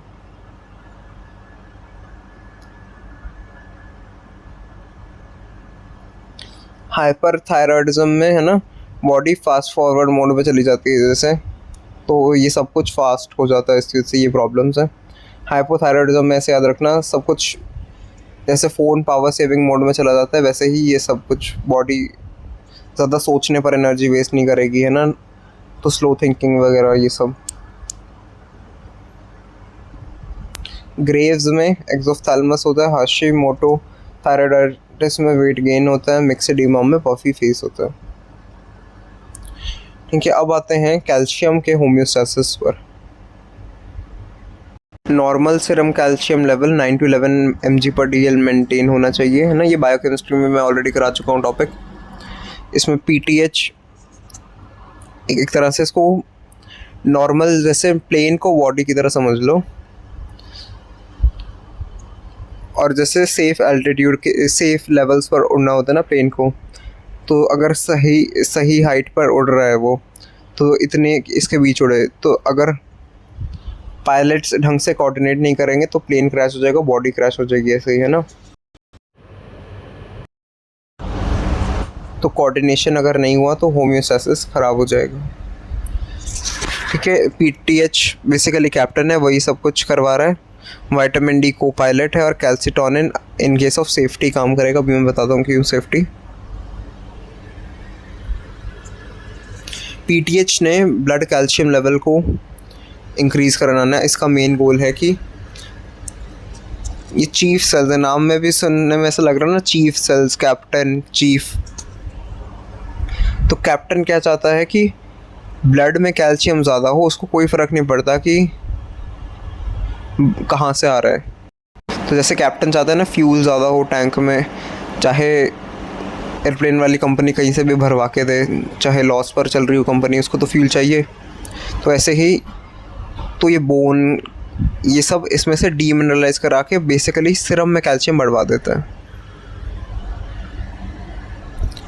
ठीक है, और ये क्या करता है, विटामिन डी की एब्जॉर्प्शन को प्रमोट करता है, विटामिन डी को एक्टिवेट करता है, किडनी में से भी एब्जॉर्प्शन को प्रमोट करेगा। विटामिन डी क्या करा रहा है, को पायलट है, वो भी हेल्प कर रहा है इसको पायलट को बेसिकली इंक्रीज कराने में। इंटेस्टाइनल कैल्शियम एब्जॉर्प्शन होगी, इंटेस्टाइन से कैल्शियम एब्जॉर्ब हो पाएगा, है ना, तो वो ब्लड में भी फिर मेंटेन हो पाएगा।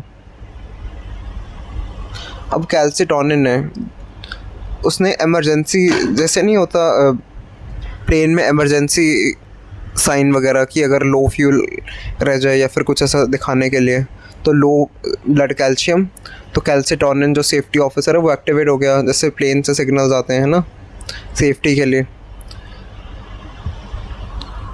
सो इससे बोन रीअब्जॉर्प्शन भी डिक्रीज़ हो रही है, बोन से रीअब्जॉर्ब नहीं हो पा रहा वो कैल्शियम, ब्लड में नहीं मेंटेन हो पा रहा। अब कैल्शियम हमें पता है बोन के structure, muscle contraction, nerve impulse generation और कंडक्शन, कार्डियक फंक्शन, क्लॉटिंग, सब में इतना इम्पॉर्टेंट है ना। ठीक है, पीटीएच के एक्शंस को देख लेते हैं। Bone, kidney, vitamin D activation, ये सब करवा के कैल्शियम को ब्लड में बढ़वाना है, इसका मेन एम है।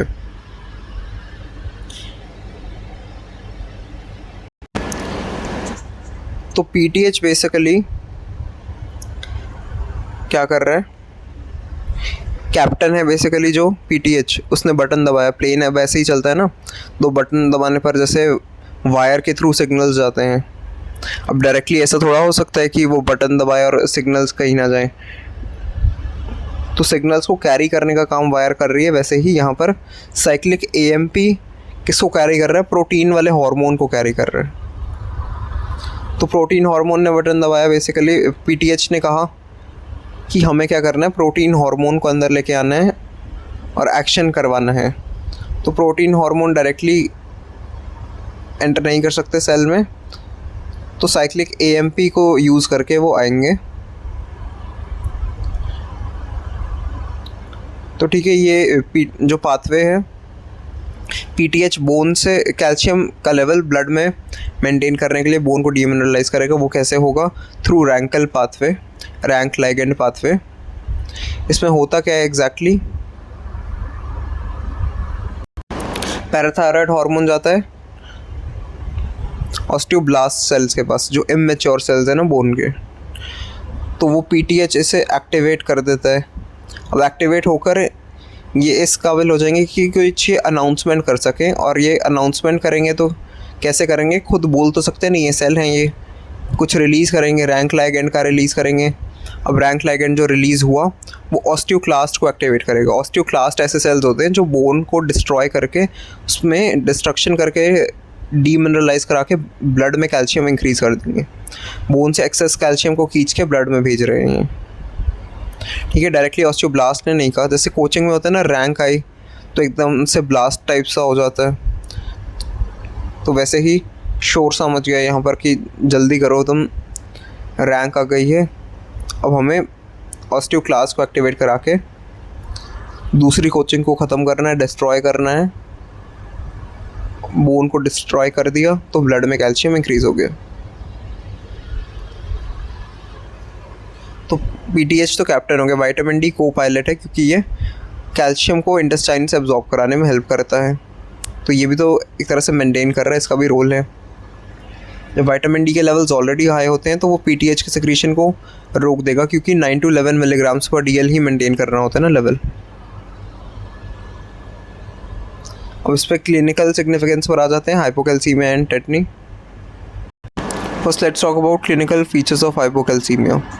जब ब्लड सीरम कैल्शियम लो होता है तो क्या क्या प्रॉब्लम्स फेस की जाती हैं, anxiety, irritability, confusion, paraesthesia, numbness of, weakness of muscles, ये सब प्रॉब्लम्स होंगी, है ना।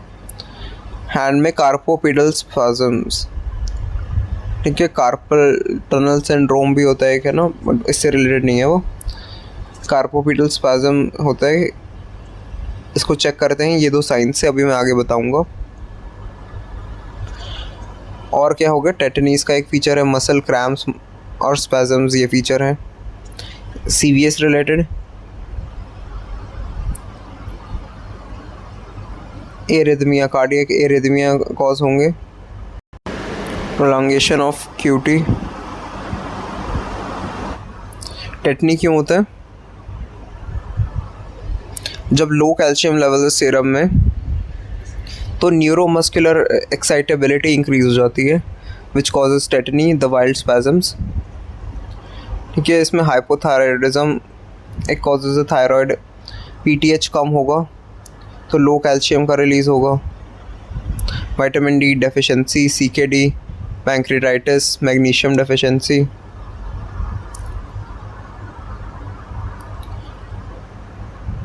ठीक है, लो कैल्शियम तो हाई नर्व एक्साइटेबिलिटी, जब कैल्शियम ही ना नर्व एक्साइटेबिलिटी को कंट्रोल करते, तो बिना बात के ही कैल्शियम कम है तो एक्साइटेशन वाली जो प्रॉपर्टी है वो नर्व्स की इंक्रीज़ हो जाएंगी, उसको एक्साइटेशन क्लोज करने के लिए कुछ नहीं होगा,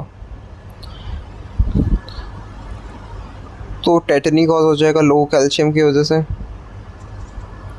causes tetani, the wild contraction of muscles होंगी, स्पैज़म्स।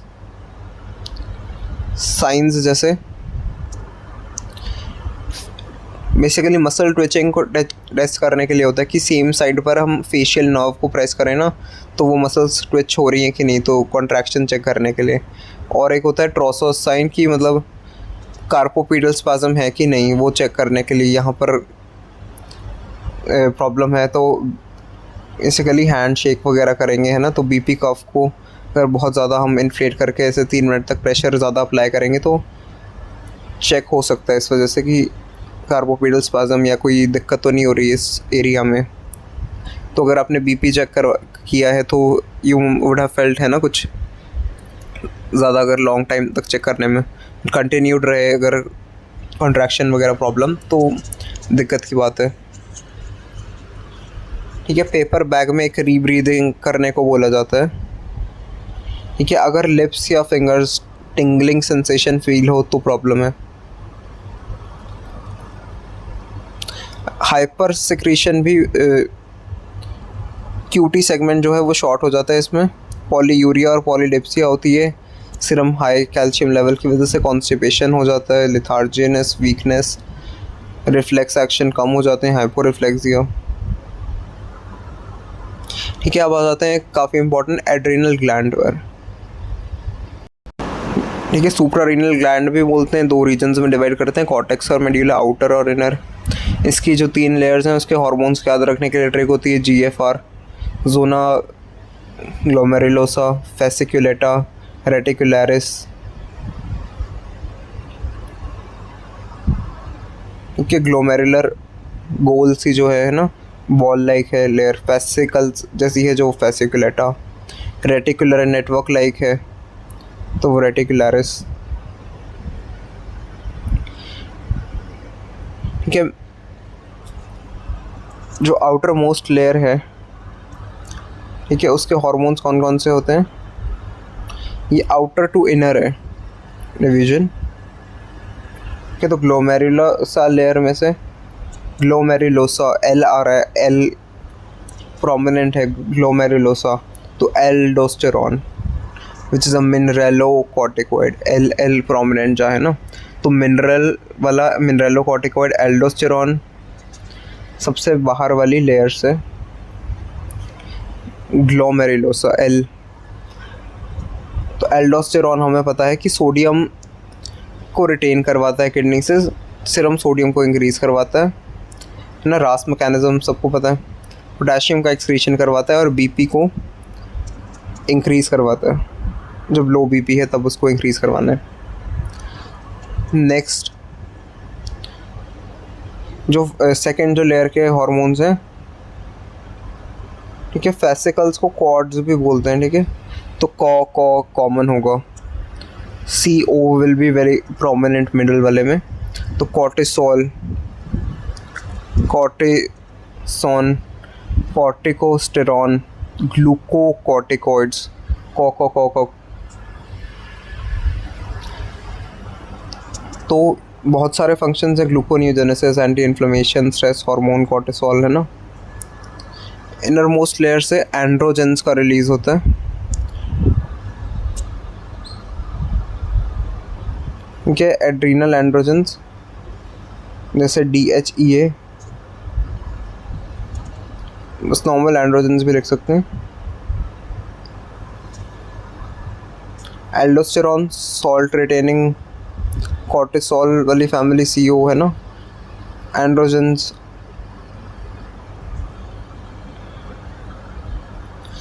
ठीक है, तो समराइज़ कर लेते हैं। इनर मेडुला क्या बनाती है, एड्रिनल कॉर्टेक्स के हार्मोन हो गए। मेडुला वाले में क्या बनता है, इनर साइड पे एड्रीनलिन या नॉर एड्रीनलिन, इसे एपिनेफ्रिन या नॉर एपिनेफ्रिन भी बोला जाता है।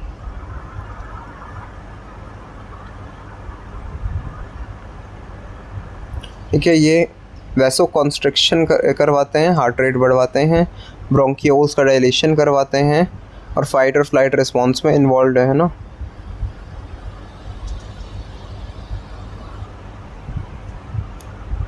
तो ऑल स्टेरॉयड हार्मोन्स इनका सिंथेसिस कोलेस्ट्रॉल से होता है। सो बायोकेमिस्ट्री में अगर क्वेश्चन है what are the products of cholesterol, तो ये भी लिख सकते हैं। कल मैंने उस रिप्रोडक्टिव चैप्टर में भी प्रोडक्ट ऑफ कोलेस्ट्रॉल में टेस्टोस्टेरॉन बताया था। कि मेडिला कैटेकोलामीन्स। ठीक है, मेडिकल कॉलेज में कैट है, ऐसा याद रख सकते हैं क्योंकि हमारे हॉस्टल में तो बहुत कैट्स हैं। कोलेस्ट्रॉल से ही बनता है एल्डोस्टेरॉन, मिनरलोकॉर्टिकॉइड, ग्लूकोकॉर्टिकॉइड। ठीक है, ये किडनी से रिलेटेड है, ये बहुत ज़्यादा टिश्यूज़ में रोल है ना। स्टीरॉयड हार्मोन्स का सिंथेसिस कोलेस्ट्रॉल से। कॉर्टिसोल की बात करते हैं, कौन सी लेयर से रिलीज़ हो रहा है ये? मिडल वाली, जो CO वाले मेनली थे वो मिडल लेयर से हो रहे थे। तो हाइपोथैलेमस ने कॉर्टिकोट्रोफिन रिलीजिंग हार्मोन रिलीज़ किया और कॉर्टिकोट्रोफिन रिलीजिंग हार्मोन एंटीरियर पिट्यूटरी के पास जाता है, जो कि एड्रीनोकॉर्टिकोट्रोफिक हार्मोन ACTH का सिक्रीशन करवाकर वेसिकुलेटर जोन से कॉर्टिसोल का सिक्रीशन करवाती है, स्ट्रेस हार्मोन का। ठीक है, ये हाईएस्ट होता है ड्यूरिंग मॉर्निंग और लोएस्ट स्ट्रेस होता है hormone release during night. So stress starts your day and morning में ऐसा बोलते हैं लोग कि स्ट्रेस कम होता है, but biologically it is cortisol peak in the morning. ठीक है, ब्रेन को स्ट्रेस एडेप्टेशन, मसल में proteolysis, protein breakdown, gluconeogenesis in liver, ये भी डायबिटोजेनिक है, ब्लड ग्लूकोज को बढ़वाता है। वेरस बोन फॉर्मेशन के प्रोसेस को अगर डिक्रीज़ करवा रहा है तो ब्लड में बढ़वाएगा, है ना। एंटी इन्फ्लामेटरी रिस्पॉन्स भी शो करता है ये, इम्यूनोसप्रेसिव भी है। प्रोटीन ब्रेकडाउन, लाइपोलाइसिस और ग्लूकोनियोजेनेसिस, ये सब तो कैटाबॉलिक या डायबिटोजेनिक हार्मोन जितने भी हैं सबकी ये कॉमन प्रॉपर्टीज़ होती हैं, है ना।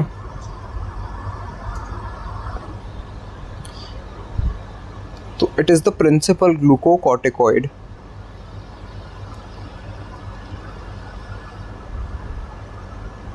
तो ये था पूरा रिलीज़ का फ्लो।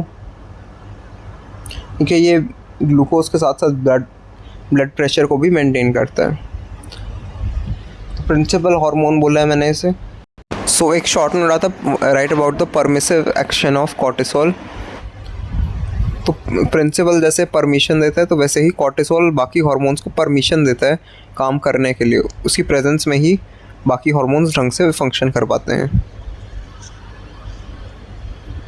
तो ठीक है, प्रिंसिपल हार्मोन अगर कॉर्टिसोल एड्रेनालिन को काम करने के लिए बोलेगा तभी फुल इफेक्ट शो होगा, तो काम करवाने वाला प्रिंसिपल हार्मोन है। ठीक है, अब इसको वाईफाई की हेल्प से सिग्नल्स की फॉर्म में समझते हैं। इसके लिए क्या कर रहा है, कैटेकोलामीन के सिंथेसिस को कैसे प्रमोट कर रहा है, उसके सिग्नल बढ़वा देगा। ठीक है, जैसे मोबाइल डेटा अगर कम चल रहा है, सिग्नल कम आ रहे हैं, तो वीक एड्रेनालिन सिग्नल है लेट्स से, तो कॉर्टिसोल ने अब क्या किया, वाईफाई है हमारा। पहले नॉर्मल सिम था, रेंज नहीं आ रही थी तो दिक्कत हो रही थी, सिग्नल कम थे। अब सिग्नल को इसने पूरा बढ़वा दिया है, वाईफाई लगा दिया बेसिकली कॉर्टिसोल ने, प्रिंसिपल ने। तो अब फास्ट सिग्नलिंग होगी, तो कॉर्टिसोल ने इंक्रीज़ कर दी इफेक्टिवनेस ऑफ कैटेकोलामीन सिग्नलिंग। कैटेकोलामीन के सिग्नल्स अब बढ़ रहे हैं।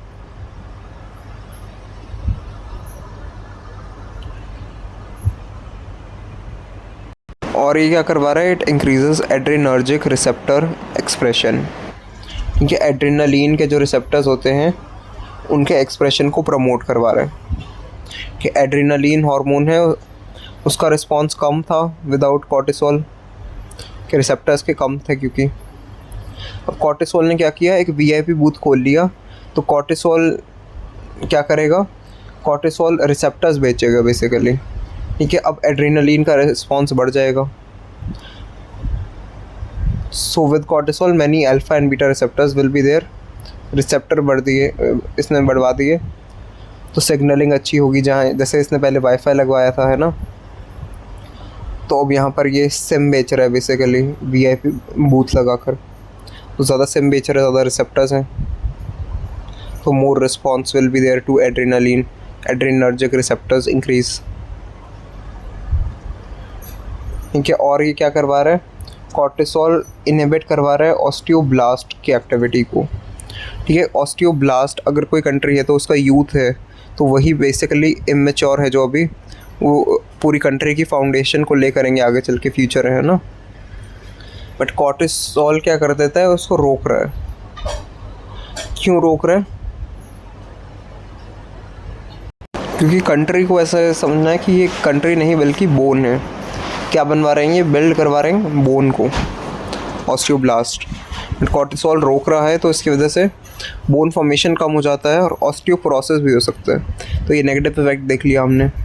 तो जैसे ही बिल्डर्स नहीं है तो यूथ नहीं है, तो जैसे होता है ना कि पॉपुलेशन में अगर कोई सिर्फ ओल्ड लोग हैं, इंडिविजुअल्स अगर यंग नहीं है, तो वो पॉपुलेशन डिक्लाइनिंग है, तो वैसे ही ओल्ड सिटी कोलैप्स कर जाएगी विद टाइम। ठीक है, उसमें अगर कोई कंट्री में यूथ ही नहीं है तो वो कोलैप्स कर रही है धीरे धीरे। अब नैरो रोड के एनालॉजी से समझते हैं। कॉर्टिसोल बेसिकली एड्रेनर्जिक एक्शन को प्रमोट कर रहा था, है ना। एड्रेनलिन को उसका मैक्सिमम इफेक्ट करने में हेल्प कर रहा था। Adrenaline works better with cortisol.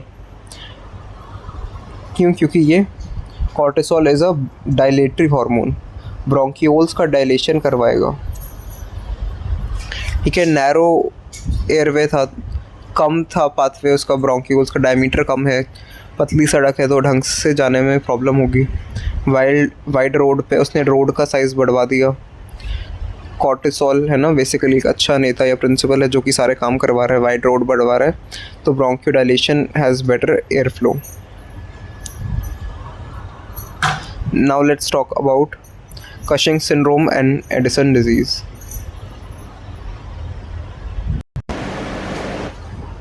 ठीक है, C for cortisol, C for Cushing syndrome. तो कई बार ये नहीं याद आता, कशिंग सिंड्रोम तो पता होता है पर किसके इंक्रीज़ की वजह से सिम्टम्स आ रहे हैं, तो ये भी याद होना ज़रूरी है। हाइपर कॉर्टिसोल लेवल्स की वजह से कशिंग सिंड्रोम कॉज हो जाता है। वेराज इसका ऑपोजिट है जो लो कॉर्टिसोल लेवल की वजह से एडिसन्स डिजीज़ है। तो एडिसन ऐसा नहीं साउंड कर रहा कि एडिशन की नीड है। ठीक है, एडिशन की नीड है। अगर कोई चीज़ कम होती है तभी तो एडिशन की नीड होती है। तो मतलब हमें ग्लूकोकॉर्टिकॉइड्स और मिनरलोकॉर्टिकॉइड्स जो कम है उसको रिप्लेस करना पड़ेगा। तो एडिशन की नीड है, मतलब पोटेशियम के एडिशन की नीड है। पोटेशियम कम है ऑलरेडी, जो कम है उसी को तो बढ़ाएंगे। कि एडिसन्स डिजीज़ में सॉल्ट की कमी है तो सॉल्ट क्रेविंग होती है। ठीक है, सॉल्ट कम है तो जो कम है नहीं है हमारे पास उसकी क्रेविंग होती है। ये बेसिकली ऑटो इम्यून है, क्रेविंग खुद को होती है, ऑटो इम्यून ऐसे भी याद रखना। A for Edison, A for auto immune disease. Increased ACTH, कितने ए आ रहे हैं, एडिशन भी नीडेड।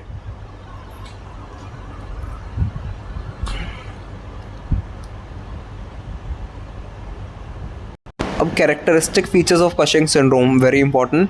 इसमें मून लाइक फेस देखा जाता है, बफलो लाइक हम्प होता है बैक वगैरह पर।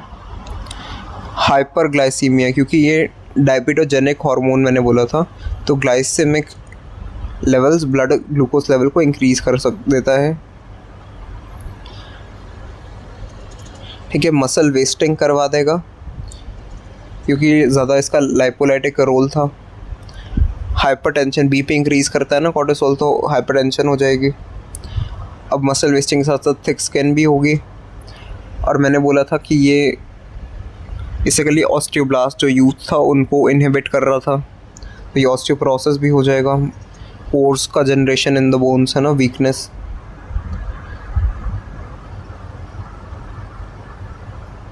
ठीक है, ये बहुत इंपॉर्टेंट फैक्ट है कि पोटेशियम किस में कम होता है। ठीक है, ऐसा याद रखना, पोटेशियम और सोडियम का ऑपोजिट होगा। ठीक है, जिस वाले में पोटेशियम ज़्यादा है तो सोडियम कम होगा, पोटेशियम कम है तो सोडियम ज़्यादा होगा। ठीक है, हाइपरटेंशन है तो मतलब हाइपरनेट्रीमिया भी है, मतलब सोडियम ऑलरेडी इसमें ज़्यादा है कशिंग सिंड्रोम में। ठीक है, अगर ऐसे नहीं याद रखना तो ऑपोजिट दूसरे एक को याद रख लिया तो दूसरा याद आ ही जाएगा, है ना। तो मैंने बताया था जो एडिसन्स डिजीज़ है उसमें एडिशन की नीड होती है। बेसिकली क्या ऐड हो जाता है, पोटेशियम ऐड हो जाता है। देयर इज़ हाइपरकैलेमिया, ब्लड में पोटेशियम ऑलरेडी हाई है। ठीक है, एडिशन वाली लाइन मेरे को बोलनी चाहिए किसके लिए, सॉल्ट क्रेविंग के लिए। डाइट में सॉल्ट की एडिशन होगी एडिसन डिजीज़ में। एडिसन डिजीज़ में सॉल्ट की एडिशन, सॉल्ट मतलब कम है, सॉल्ट की क्रेविंग हो रही है, सॉल्ट कम है, सॉल्ट कम मतलब हाइपोनेट्रीमिया। और मैंने अभी एक लाइन बोली थी, सॉल्ट और पोटेशियम ऑपोजिट चलते हैं। ठीक है, 2 इंपॉर्टेंट बात मैं बोल चुका हूँ इस पूरे चैप्टर में कि सोडियम और वाटर एक साथ चलते हैं, सॉल्ट और सोडियम और पोटेशियम ऑपोजिट हैं। ठीक है, सोडियम और पोटेशियम एंटी हैं, तो सोडियम इसमें कम है तो सोडियम इसमें ज़्यादा है। ठीक है, पोटेशियम इसका उल्टा है। ठीक है, सोडियम यहाँ पर कम है तो पोटेशियम ये कहते हैं ज़्यादा होगा, सोडियम कम तो पोटेशियम ज़्यादा, सोडियम ज़्यादा तो पोटेशियम कम, पोटेशियम कम कशिंग में। ठीक है, सिर्फ एक सॉल्ट क्रेविंग लाइन से ये 4 एग्जांपल्स हमें याद हो जाएंगे। कशिंग में पोटेशियम कम है। ठीक है, कशिंग कम ऐसा साउंड कर रहा है सिमिलर, तो मैंने लिख दिया वैसे ही।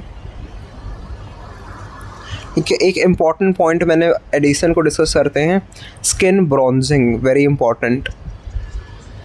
There is bronzing of skin, weight loss हो जाता है, और इसका बिल्कुल ऑपोजिट है, इसमें डायपेटोजेनिक वाला ज़्यादा है तो हाइपोग्लाइसीमिया हो जाएगा। ठीक है, इसका ऑपोजिट है, इसमें हाइपर, इसमें हाइपो। सेम हाइपोटेंशन, मसल की वीकनेस है इसमें। हाइपर पिगमेंटेशन इसका एक कैरेक्टरिस्टिक फीचर है, bronzing of skin, hyper pigmentation, weight loss, fatigue. Hyper pigmentation क्यों होती है, क्योंकि लो लेवल अगर कॉर्टिसोल का, तो ACTH का level, ACTH basically it is a stimulator of MSH, melanocyte stimulating hormone. Adrenocorticotropic, adrenal cortex की ट्रॉफी करवाए, उससे रिलीज़ करवाए, ग्रोथ करवाए, वो वाला हार्मोन बढ़ जाता है, क्योंकि एड्रीनल कॉर्टेक्स का ही हार्मोन है कॉर्टिसोल। कॉर्टिसोल कम है तो सिग्नल क्या जाएगा एड्रीनल कॉर्टेक्स से उसको रिलीज़ करवाने का। तो इसने ये जब ACTH ने ज़्यादा एक्ट किया तो ये MSH, मेलानोसाइट स्टिमुलेटिंग हार्मोन को टारगेट करके स्किन में मेलानिन का प्रोडक्शन बढ़वा देता है।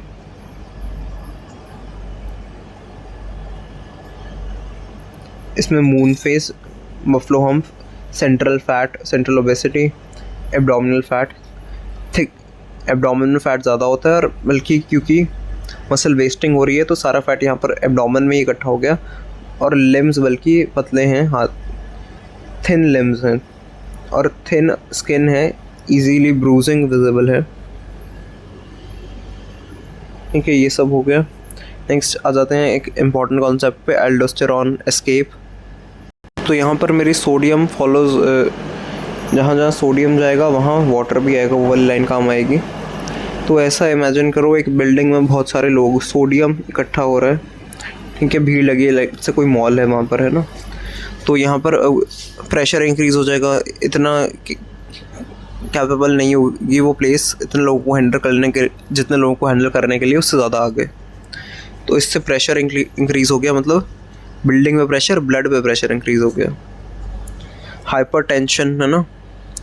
तो अब यहाँ से लेट्स से इतना प्रेशर इंक्रीज़ हो गया तो हार्ट स्ट्रेच होने लगेगा और ANP को रिलीज़ करवा देगा। ठीक है, स्ट्रेच होकर उसने फायर अलार्म बेसिकली एक तरह से लोगों को भगाने के लिए ये हो गया। अब क्या होगा, एक्सेस जो लोग हैं वो फायर अलार्म सुनते ही भागना शुरू कर देंगे, तो इमरजेंसी एग्ज़िट भी ओपन हो गया। इमरजेंसी एग्ज़िट क्या है, ANP का प्रेशर नेट्रियूरेसिस। लोगों को सोडियम की तरह हमने इमेजिन किया था, तो ANP ने सोडियम को बाहर निकलवा दिया। ठीक है, बॉडी से तो या फिर बिल्डिंग से लोग बाहर निकले या सोडियम बाहर निकला, तो साथ साथ वाटर भी, सोडियम निकला है तो वाटर भी निकलेगा। ठीक है, अब और क्या किया हमने, ये सब कुछ तो कर दिया ताकि बिल्डिंग में अगर आग लगी है तो फायर अलार्म तो बजाया एग्जिस्टिंग लोगों को बाहर निकालने के लिए, और भी हम चाहेंगे कि मेन गेट बंद कर दे ताकि और भी लोग ना आए, है ना, एग्जिस्टिंग लोग कम हो जाएं और नए लोग ना आए। तो लो रेनिन का लेवल, लो रास सिस्टम, ठीक है, रास सिस्टम को इनएक्टिवेट कर दिया जाता है बाया ANP, ये हमें ऑलरेडी पता है। तो और सोडियम को रीएब्जॉर्ब नहीं किया जाएगा। तो एक तरह से ये लोग एस्केप करे, एल्डोस्टेरॉन वाला एस्केप हुआ।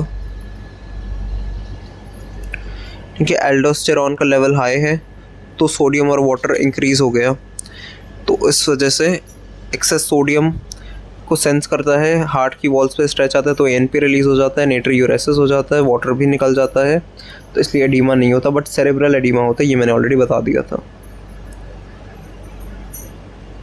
क्योंकि हाइपरटेंशन अभी भी होता है, पर वाई हाइपरटेंशन परसिस्ट?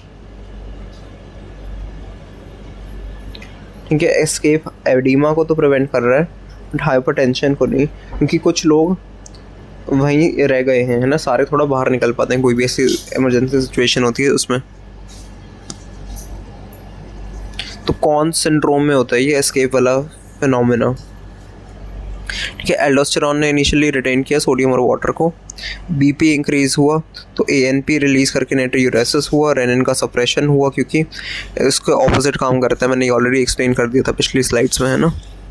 वाटर भी साथ में फॉलो करता है, एडीमा नहीं आता है, इस वजह से हाइपरटेंशन रह जाती है।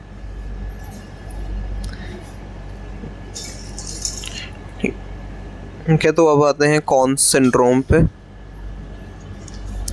ये किस वजह से होता है? प्राइमरी हाइपर एल्डोस्टेरोनिज्म की वजह से, मतलब प्राइमरी रीजंस की वजह से। अगर एल्डोस्टेरॉन का एक्सेस में हाइपर सेक्रीशन होता है तो कॉजेस के cancer of adrenal gland, adrenal adenoma या बायलैटरल एड्रीनल हाइपरप्लेजिया। तो किडनी पर क्या हो रहा है इफेक्ट? सोडियम को रीएब्जॉर्ब करवाया जा रहा है, ठीक है, ब्लड की वॉल्यूम बढ़ रही है, वाटर साथ साथ सोडियम के साथ साथ निकल जाता है, एक्सेस डायूरेसिस हो रहा है, बीपी में फॉल आ रहा है, पोटेशियम का कम हो रहा है एक्सक्रीशन, ठीक है, बीपी में कम फॉल आ रहा है, मतलब बीपी कम नहीं हो पा रहा, बीपी हाइपरटेंशन डेवलप हो गई थी ना उस केस में। So there is low H plus excretion.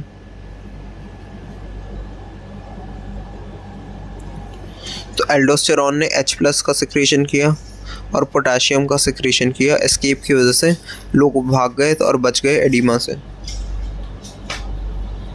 But hypertension रह गई थी। कि और किसके क्लिनिकल फीचर्स देख लेते हैं। हाइपरटेंशन, मसल वीकनेस, कौन सिंड्रोम में हाइपरटेंशन होती है, मसल वीकनेस होती है, एडीमा नहीं होता क्योंकि एस्केप हो चुका है, मेटाबॉलिक एल्कलोसिस होता है, ये मैंने ऑलरेडी एसिड बेस बैलेंस में करा दिया है ना। हाइपोकैलीमिया, लो पोटेशियम लेवल्स होते हैं, कि पोटेशियम के लेवल्स ब्लड में कम होते हैं क्योंकि पोटेशियम का एक्सक्रीशन हो रहा है।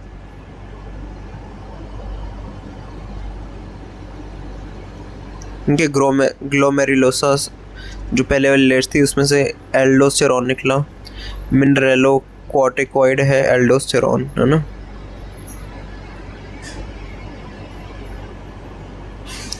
Now let's talk about Bartter's and Gitelman syndrome. ठीक है, नेफ्रॉन में डिफेक्ट होता है बेसिकली, ग्लोमेरुलस, ईरा पीसीटी, डिसेंडिंग लिम्ब, ठीक है। अब थिक असेंडिंग लिम्ब जैसे आता है ना,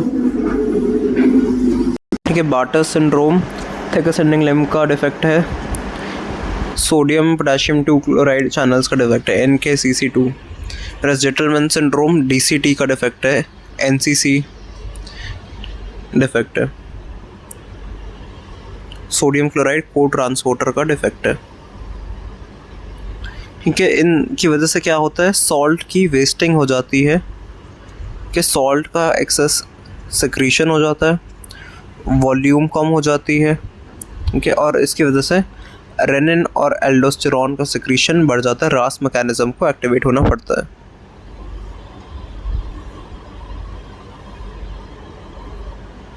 ये बार्टर्स सिंड्रोम का निमोनिक है किडनी, पोटेशियम का लॉस, हाइपोकैलीमिया, ब्लड में पोटेशियम कम हो जाता है, पोटेशियम का लॉस हो रहा है, साथ में एल्डोस्टेरॉन और रेनिन का सिक्रीशन इंक्रीज हो रहा है,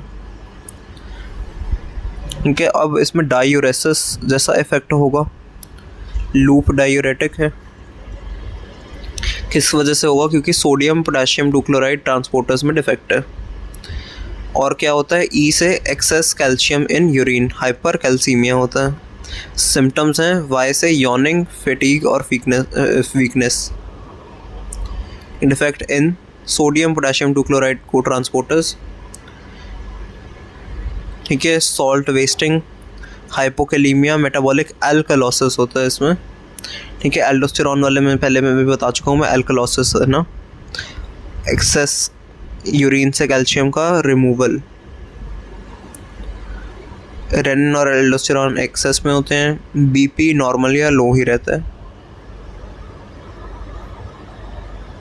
ये जिटलमैन सिंड्रोम डीसीटी पर सोडियम क्लोराइड को ट्रांसपोर्टर, सोडियम और क्लोराइड जो साथ में ट्रांसपोर्ट होते हैं उसमें डिफेक्ट है।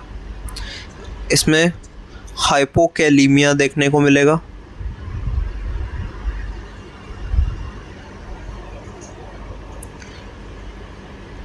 सेम एज दिस, पोटेशियम का लॉस इसमें भी हो रहा है। इसमें मैग्नीशियम का भी लॉस हो रहा है, हाइपोमैग्नीशियमिया, सिर्फ मैग्नीशियम लेवल भी कम हो रहा है।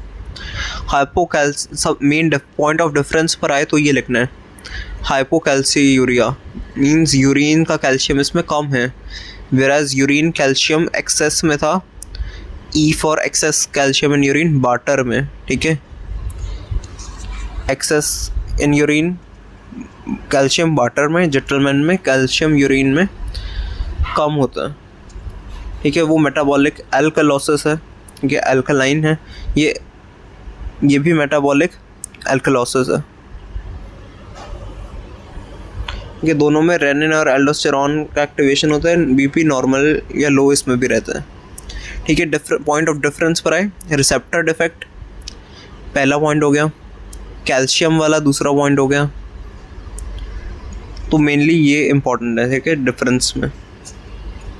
There is low calcium in urine, ठीक है। डीसीटी पर कैल्शियम का reabsorption, basically NCC indirectly increase करवा देते हैं कैल्शियम का रीएब्जॉर्प्शन। कैल्शियम रीएब्जॉर्ब हो रहा है तो मतलब जो सोडियम क्लोराइड से पोटर है बेसिकली वो डीसीटी में प्रेजेंट होता है, और ये डीसीटी में डिफेक्ट है ना, डीसीटी वाला इशू है। तो कैल्शियम का रीएब्जॉर्प्शन मतलब ब्लड में कैल्शियम इंक्रीज कराना, यूरिन में कम रखना।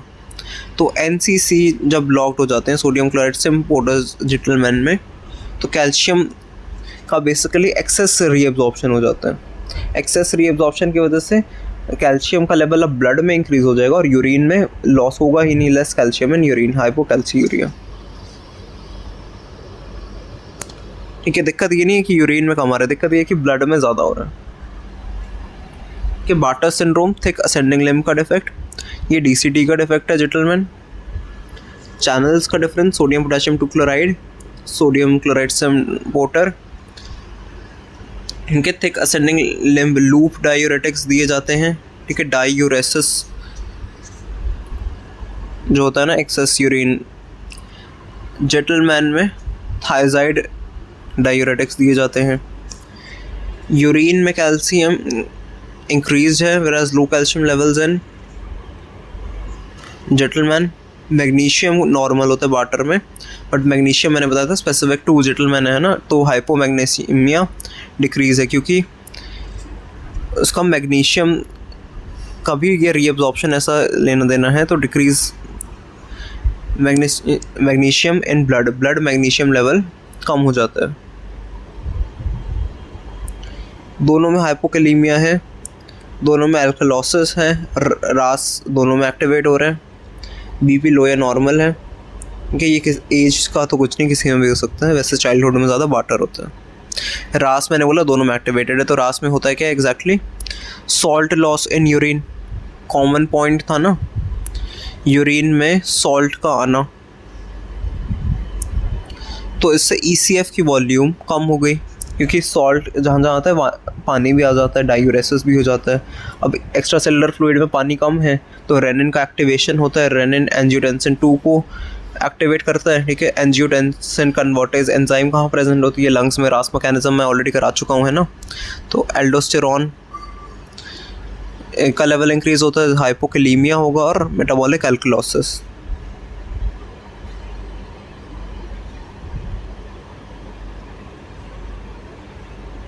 इनके ये था सब कुछ।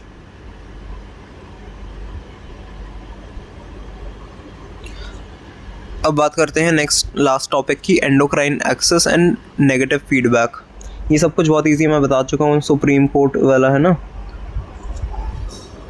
तो पब्लिक प्रोटेस्ट जब होता है, जो लेवल अगर हाई है इन सब का, तो ये खुद ही उसके सिक्रीशन को रोक देते हैं, प्रोडक्शन कम हो जाती है, होम्योस्टैसिस को मेंटेन करना पड़ता है। तो थायराइड की एक्सेस, अब यहाँ पर याद रखना है कि हार्मोन कौन सा है। एक्सेस का तो हमें आइडिया है, थायराइड में TRH मैंने बता दिया था, thyrotropin releasing hormone, thyroid stimulating hormone है ना, T3 T4, फिर नेगेटिव फीडबैक। एड्रीनल में corticotropin releasing hormone, adrenocorticotropic hormone, फिर cortisol, adrenal anti pituitary, then ये खुद ही नेगेटिव फीडबैक। सब में सेम कॉन्सेप्ट है, बस नाम अलग हैं हार्मोन्स के। ठीक है, ये दोनों मैंने बता दिए थे है ना। IGF-1 भी हो गया clear.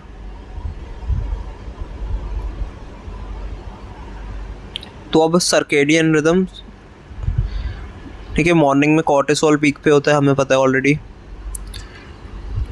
Cortisol follows diurnal rhythm, धीरे धीरे जैसे जैसे दिन बढ़ता रहता है वो डिक्रीज करता जाता है। Growth hormone secretion highest during sleep, ये भी पता है ना। ग्रोथ वर्सेस कॉर्टिसोल नाइट में, ये मॉर्निंग में। Growth, stress, protein synthesis, glucose की अवेलेबिलिटी, इसका करवाना फंक्शन, दोनों का नेगेटिव फीडबैक से रेगुलेशन भी होता है। So that's all for this chapter from my side.